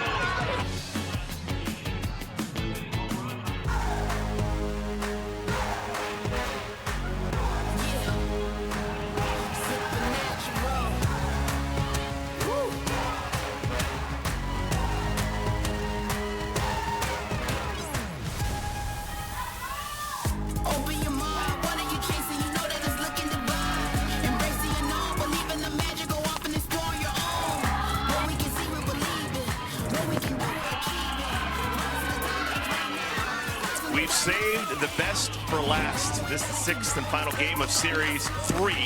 It is a barn burner, 8-6. Look at that, up and down, up and down. Every other inning has been won by the other team. It's an 8-6 lead for Team Palacios as we play the top of the 6th inning. Megan Faremo has paid it in full. She has faced 6 batters since coming out of the bullpen, and she's retired all 6 in a row. She faces Vidalis, Wiz, and Urtez. Here in the 5th inning, Tori Vidalis, my goodness, everything she touches is turning to gold. That's a 4-hit day for TV Tori. Had been scorching the ball. That one was just looped off the bat, and it has eyes.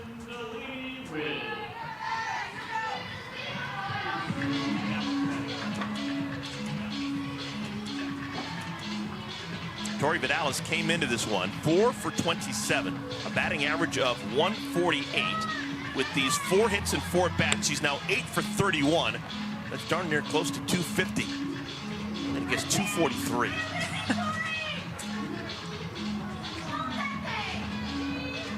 All her hits all going to left field too.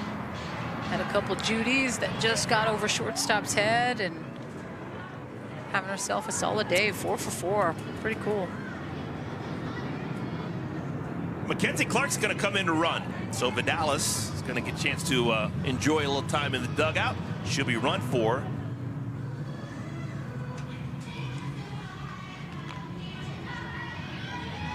.258. That's the batting average for Tori Vidalis. She went from 148 to 258. She gained 110 points batting average in 4 bats. That's what 4 for 4 is all about. Delaney Wiz singled and scored back in the 4th inning. She's 1 for 2 with a walk. Called strike. 0-2. Faremo and Wiz, both UCLA Bruins.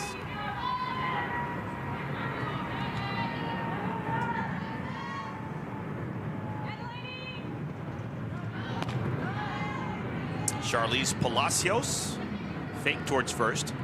We've had 2 different Palacioses behind the plate. It's been kind of a tag team. Sashel started the game, and she caught Georgina Korick and Valerie Cagle. But when Faremo came into the game, it was a package deal. Faremo and Palacios. Charlize.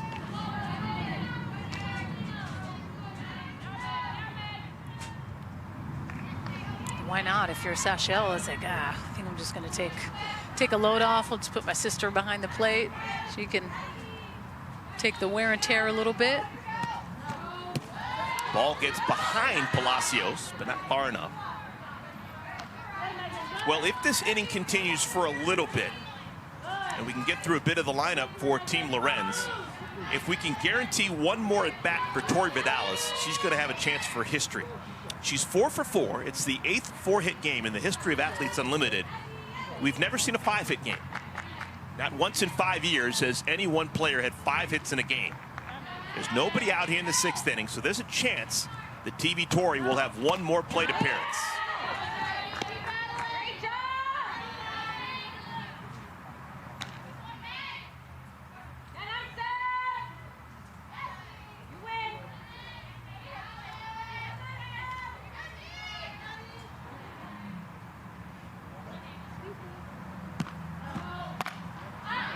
Into left field, DeBoard.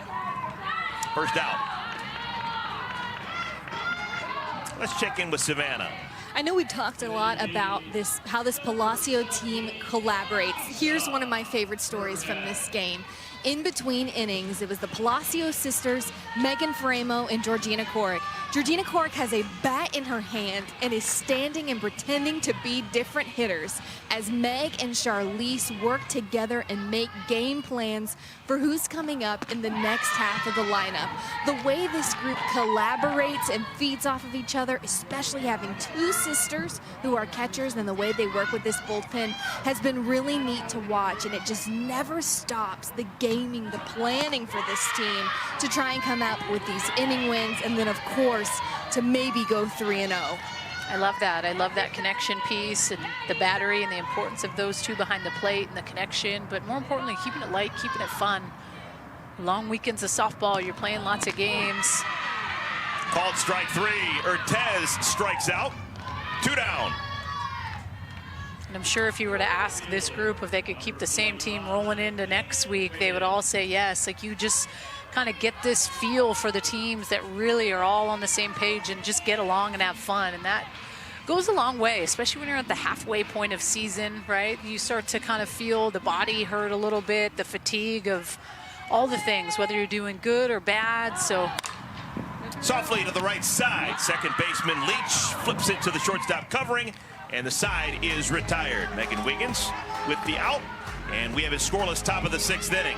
It is a 2-run lead for Team Palacios. It has been a back and forth game. Every odd inning has been won by Team Palacios. Every even inning has been won by Team Lorenz. How would you like to have the chance to win a softball autographed by all of the AU Pro Softball athletes? Well, now you can. Go to auprosports.com/enter to register today.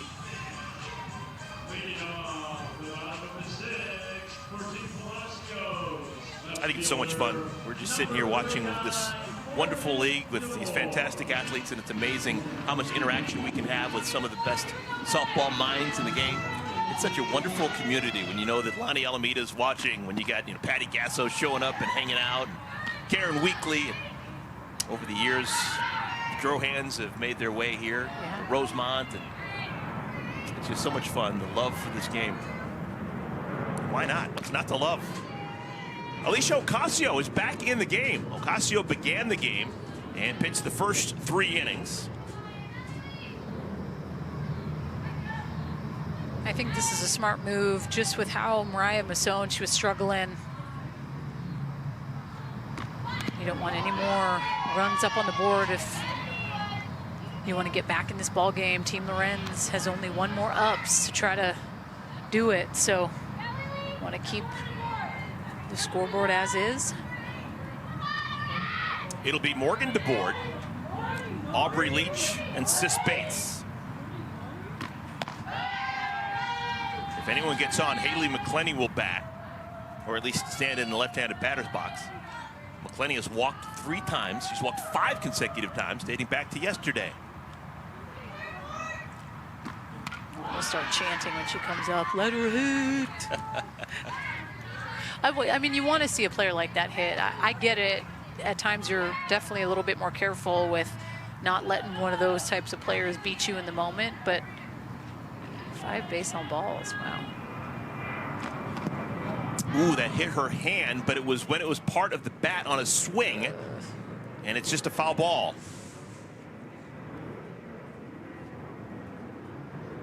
Yeah, that.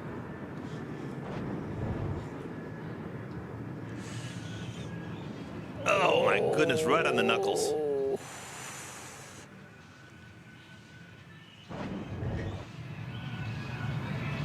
Jeez, poor thing. That's.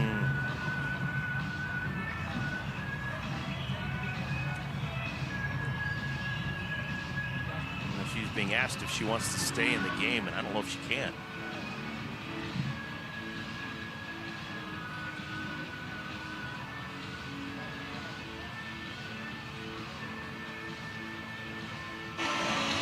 The call on the field is a foul ball. A rough go of it lately. Hand Team injuries. Palacio is changing.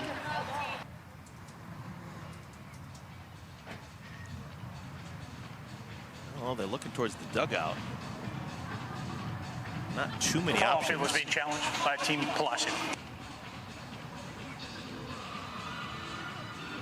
Oh, maybe Aubrey Leach is asking if they should challenge that.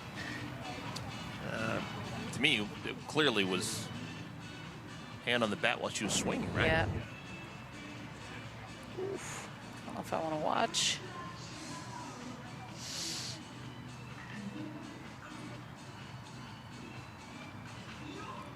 Oh, man. You know, I don't know. I'm starting to think that maybe she just held the bat back, tried to get out of the way. This is a captain's challenge. And we've got a ruling. Ruling on the field is changed. He's going to first Wow, base. that is big. Yeah. That is big. So the leadoff batter is aboard. Morgan DeBoard gets 8 points for getting hit with a pitch, and she's on at first. Wow, what a wonderful decision. That was Aubrey Leach, who was in the on-deck circle, who asked someone on Team Palacios to challenge. And the challenge is successful. Wow, nice. Painful. Yeah, it's a hurtful 8 points. Hit by pitch, but some action going here for Team Palacios. Of course, a couple more insurance runs would be good going into the top of the 7th inning. Here's Aubrey Leach.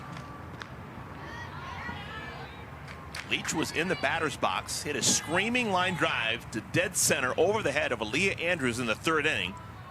And Aaliyah made the catch of the year.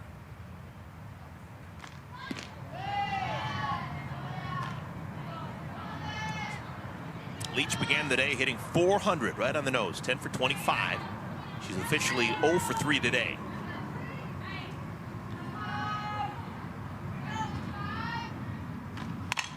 Oh, off the glove of Vidales. DeBoard got a late start. She's going to try for 3, and she'll make it with a dive. That ball was scorched. It had to come off the bat harder than it came in. It was 72 miles an hour off that bat. And you see Tori Vidales, she's way in. Obviously respecting the speed of Aubrey Leach and the fact that she can drop that bunt. DeBoard getting all the way to 3. I like that, but man, that's scary. It's ruled a base hit for Leach. So she's now 1 for 4. And you got runners on at the corners for one of the best handlers of the bat, Sis Bates.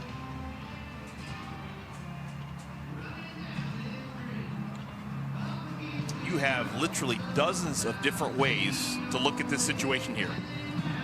Good speed at first and at 3rd, and someone who can handle Team the Gold bat is at the plate. challenging leaving early at first base. Double steal, delayed steal, squeeze, safety squeeze. They're actually challenging if the runner left early on first base. That's what I heard.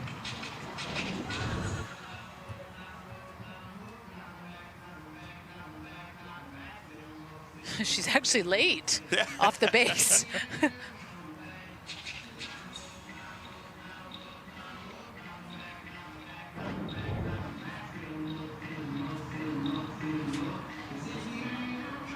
Actually could have been a chance she got hit with that liner. Hey, you get hit on the base paths and it's an out. Immediate dead ball.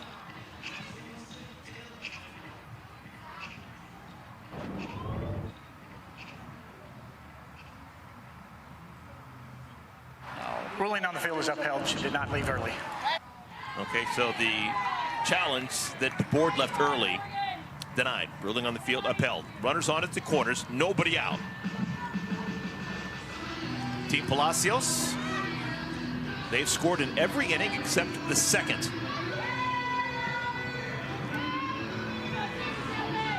You got Sis Bates at the plate. The infield is going to be in.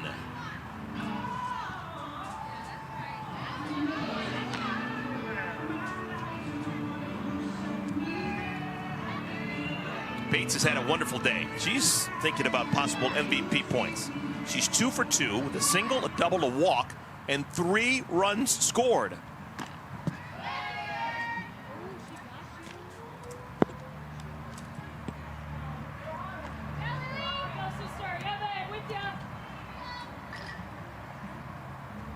McClenny on deck for Team Palacios.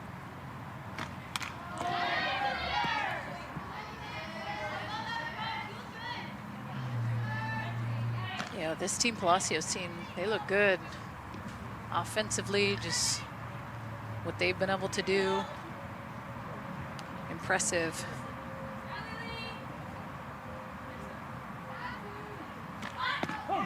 Called strike. Maybe one of the reasons why Sis Bates has had such a good weekend. She feels comfortable wearing the purple All-American, playing for the Washington Huskies. Looks good in purple.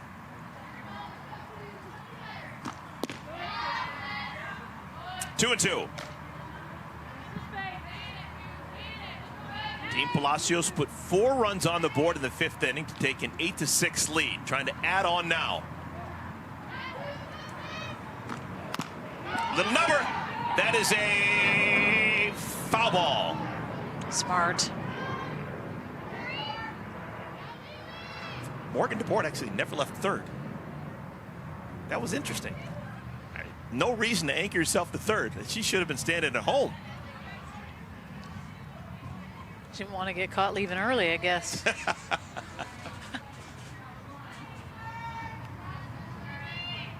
Another 2-2 pitch.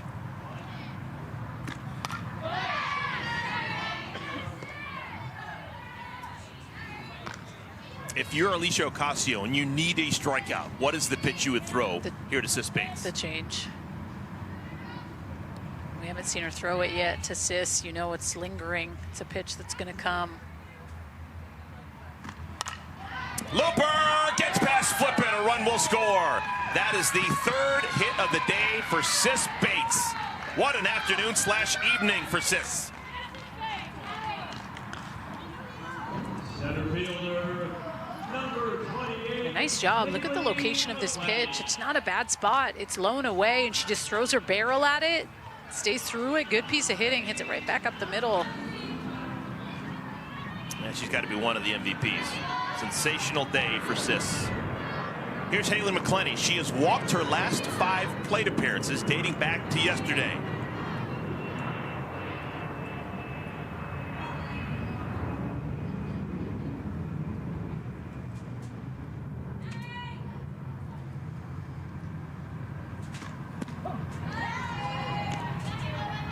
One and one.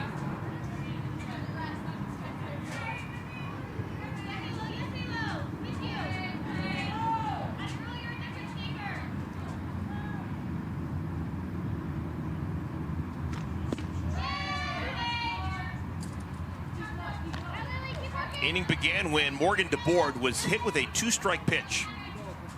Aubrey Leach followed with a line drive single. Sis Bates, an RBI single.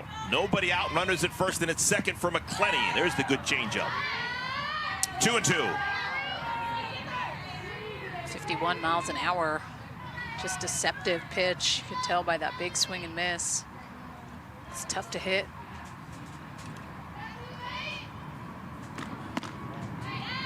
3-2.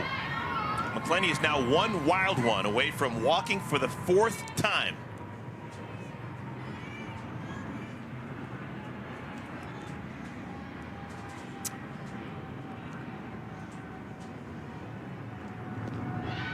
Ball 4. McClenny walks for the 4th consecutive time, and the bases are loaded. This is the 5th year of Athletes Unlimited Softball. It's the first time in the history of AU that a player has walked 4 times in a game.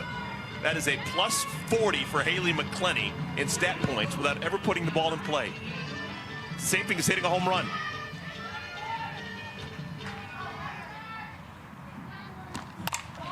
Charlize Palacios hits it deep to center field. Did she?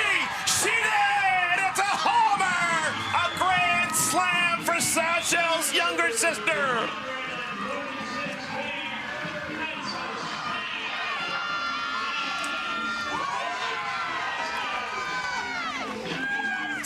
Palacios with a week of their dreams.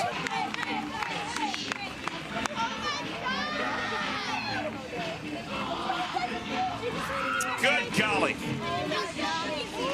Third homer of the year for Charlize Palacios. That leads everyone with Athletes Unlimited. Oh, so good, Eric.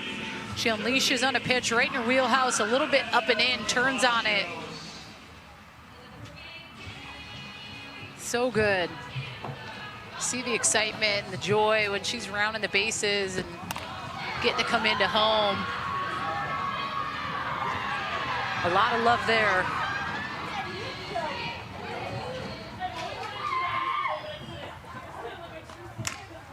The captain, Sachelle Palacios, two-hopper to flip in, out number 1. That's the first out of the 6th inning. Well, what's happening here, Danielle? Charlize Palacios has played so well this weekend that even though her sister is a captain, there's no guarantee that she'll be available when the draft rolls around.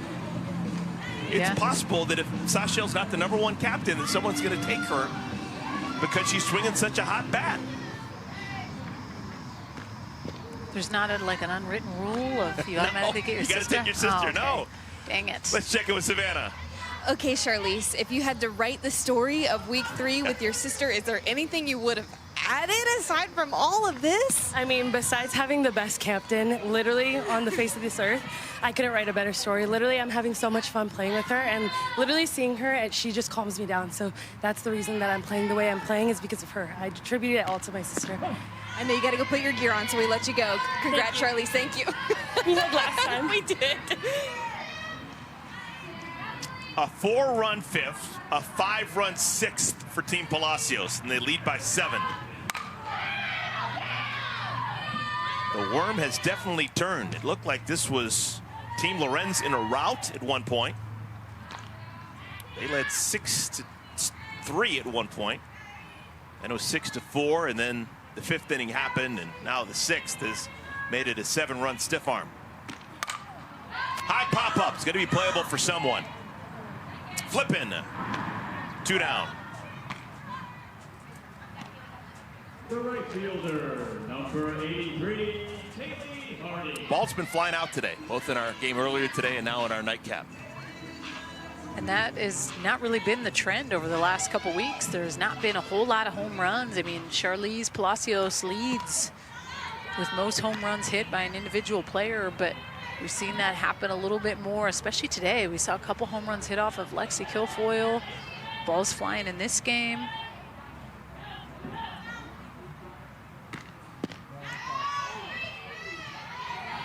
Kaylee Harding had one of the most important hits of our game an inning ago, a 3-run homer.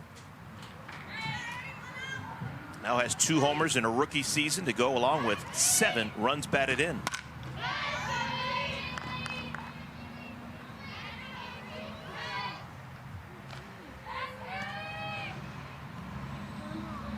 Looking to the 7th inning for Team Lorenz. It's going to be Ocasio, Andrews, and then the top of the order, Amanda Lorenz. Those are the scheduled 3 hitters. Ocasio strikes out Harding, but major damage done. One swing of the bat by Charlize Palacios. Charlize is on a tear. Loving that up and in, just the bat speed through the zone. So good. Team Palacios on an absolute roll.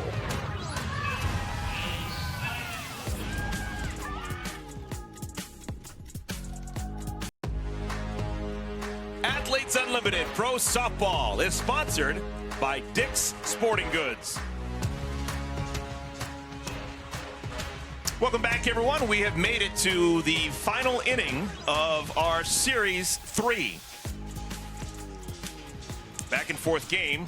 Most recently has been dominated by Team Palacios. The 5th and the 6th inning, they just owned a combined 9 runs. They had a 3-run home run by Kaylee Harding, and then a grand slam home run by Charlize Palacios in the bottom of the 6th. Megan Faremo has restored order for Team Palacios with her pitching. First pitch. Oh my goodness, Faremo! What a job!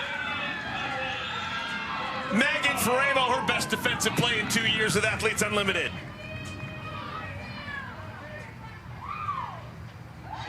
with a 7-run lead laying it out. Wow. Trying to do the sneaky bunt where the defense is, but those long levers help someone like Megan Framo in a situation like that. So good.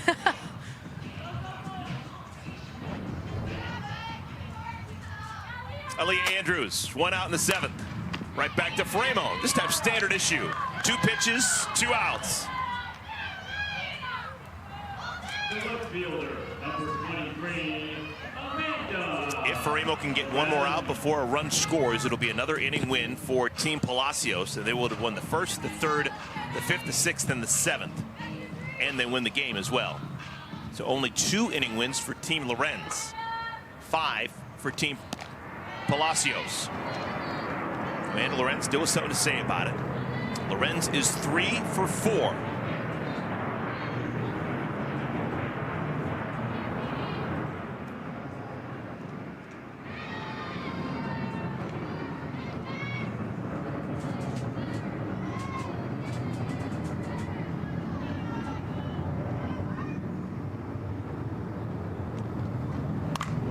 Lorenz hits this one deep into the night. It is gone. A home run for Amanda. And that means we will play the bottom of the 7th inning. Second homer of the season for Amanda Lorenz. She is 4 for 5. What a game. And in a losing effort, Amanda Lorenz has got a chance to get some MVP votes. Well, in 71, off the bat, down and in. That's right in her wheelhouse. Stone Cold Steve Austin, not even cracking a smile, all business.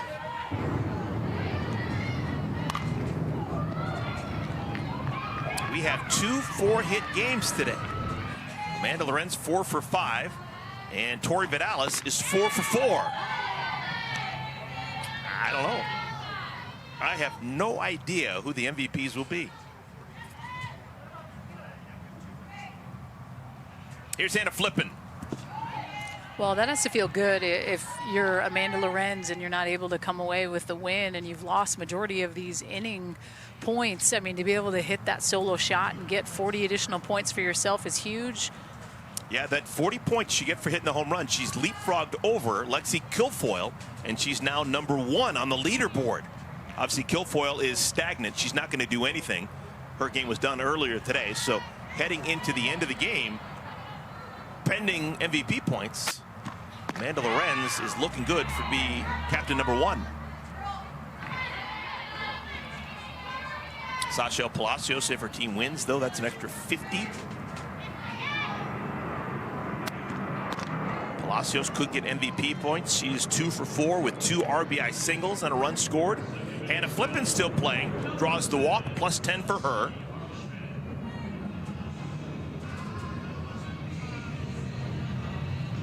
If Kelsey Harshman can get on, it would give Tori Vidalis a chance to go 5 for 5 and have the first 5-hit game in AU history. It's never happened before. 5 years.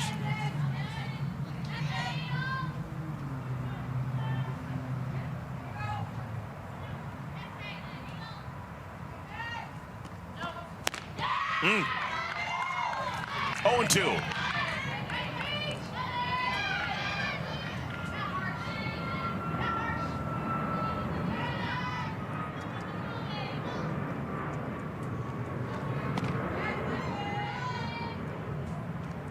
We will play the bottom of the 7th inning to see who wins the 7th inning.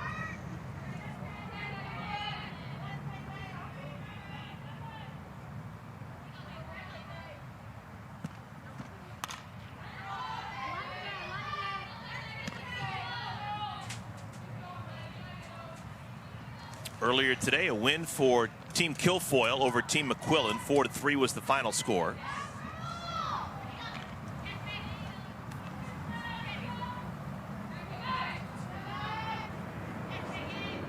Another 1-2 pitch.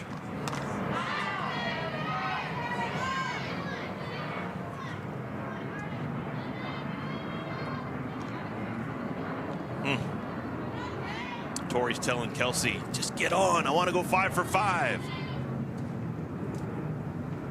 Kelsey will choke up on the bat. Just try and protect.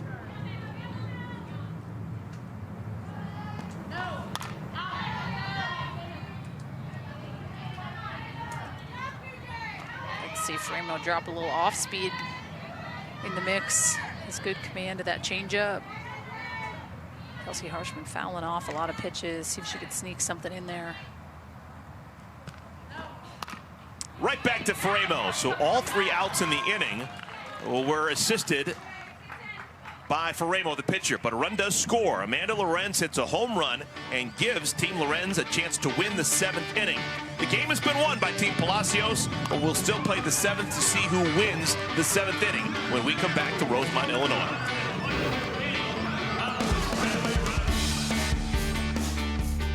Team Lorenz scored a run. The captain, Amanda Lorenz, hit a solo home run, and that's why we're playing for 3 more outs. The leaderboard as we speak has Amanda Lorenz in first by 14 points over Lexi Kilfoyle.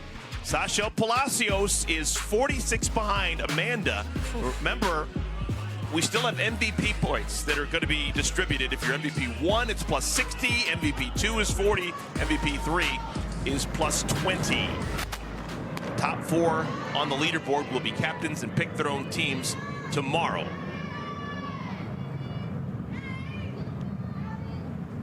Man, tighter than a bad oyster.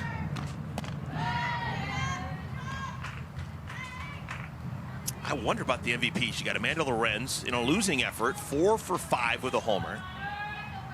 Sashel Palacios, the other captain, just 2 hits, but they both were important singles that drove in a run in innings in which her team won. I got to give Lorenz one of them. I mean, yeah, 4 for 5 with a homer is pretty darn impressive. Kind of like a statement. And you got Kaylee Harding, who only has 1 hit, but that 3-run home run sure was big in the moment. Charlize Palacios has just 1 hit, but that grand slam was massive in the moment. Tori Vidalis is 4 for 4, didn't make an out. Ocasio strikes out Filler to begin the 7th inning. Sis Bates, airtight defensively. She's been aboard all 4 times and scored all 4 times. 2 singles, a double, and a walk. I'd even think about Haley McClenny. Hasn't put the ball in play, but she's got 4 walks. She's been involved with every rally for Team Palacios. Faremo steadied things down for Team Palacios when she came out of the pen. I don't know. Well, you shall find out soon enough. Here's Morgan DeBoard. How big was that hit by pitch an inning ago? We thought she swung. The ball hit her in the hand. Sashel Palacios, the captain, challenged.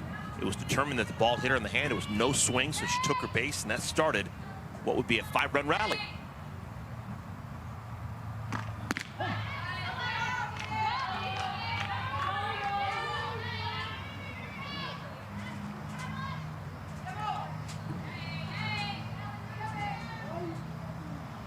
Pitch number 101 for Alicia Ocasio. Pops into the glove of Kelsey Harshman. 2 down. Write that one H4 in the scorebook. Humpback liner to second base. And the final hope here in the 7th inning is Aubrey Leach. 10 points are on the line, trying to win this 7th inning.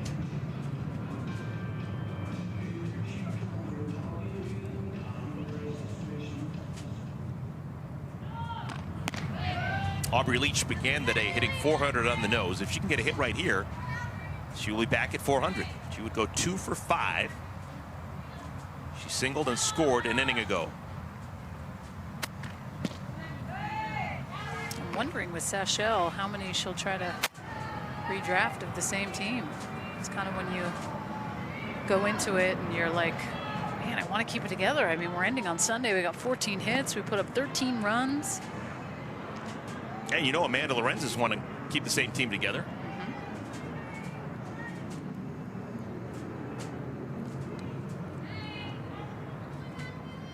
3-0.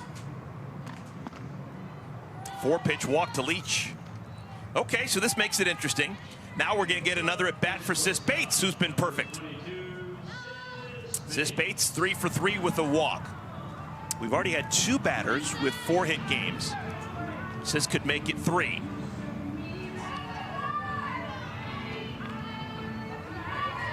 Lorenz Vidalis with 2-hit games. Now Sis can do the same with a hit here.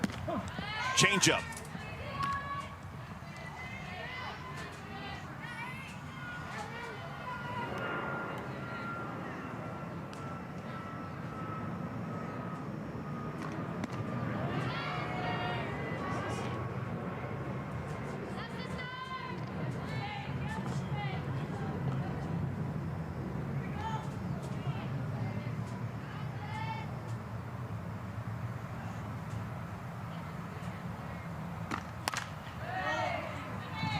One and two.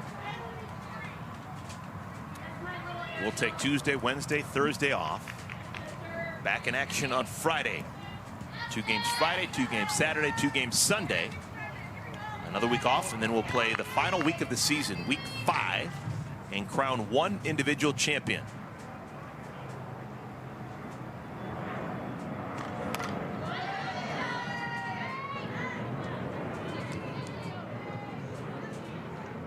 This team Palacios, every single batter grinds. I know. They don't give up on one pitch. So many pitches, really making the pitchers work. I feel like that's kind of been the difference a little bit here in week 3. Pitching has been so rock solid week 1 and week 2. Week 3, you're just seeing a lot more lengthy battles, a lot more pitches thrown.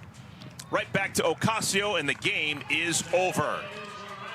So it's an inning win for Team Lorenz. They win the 7th inning because of the solo home run by their captain, Amanda Lorenz. How big was that? That's actually 50 points for her.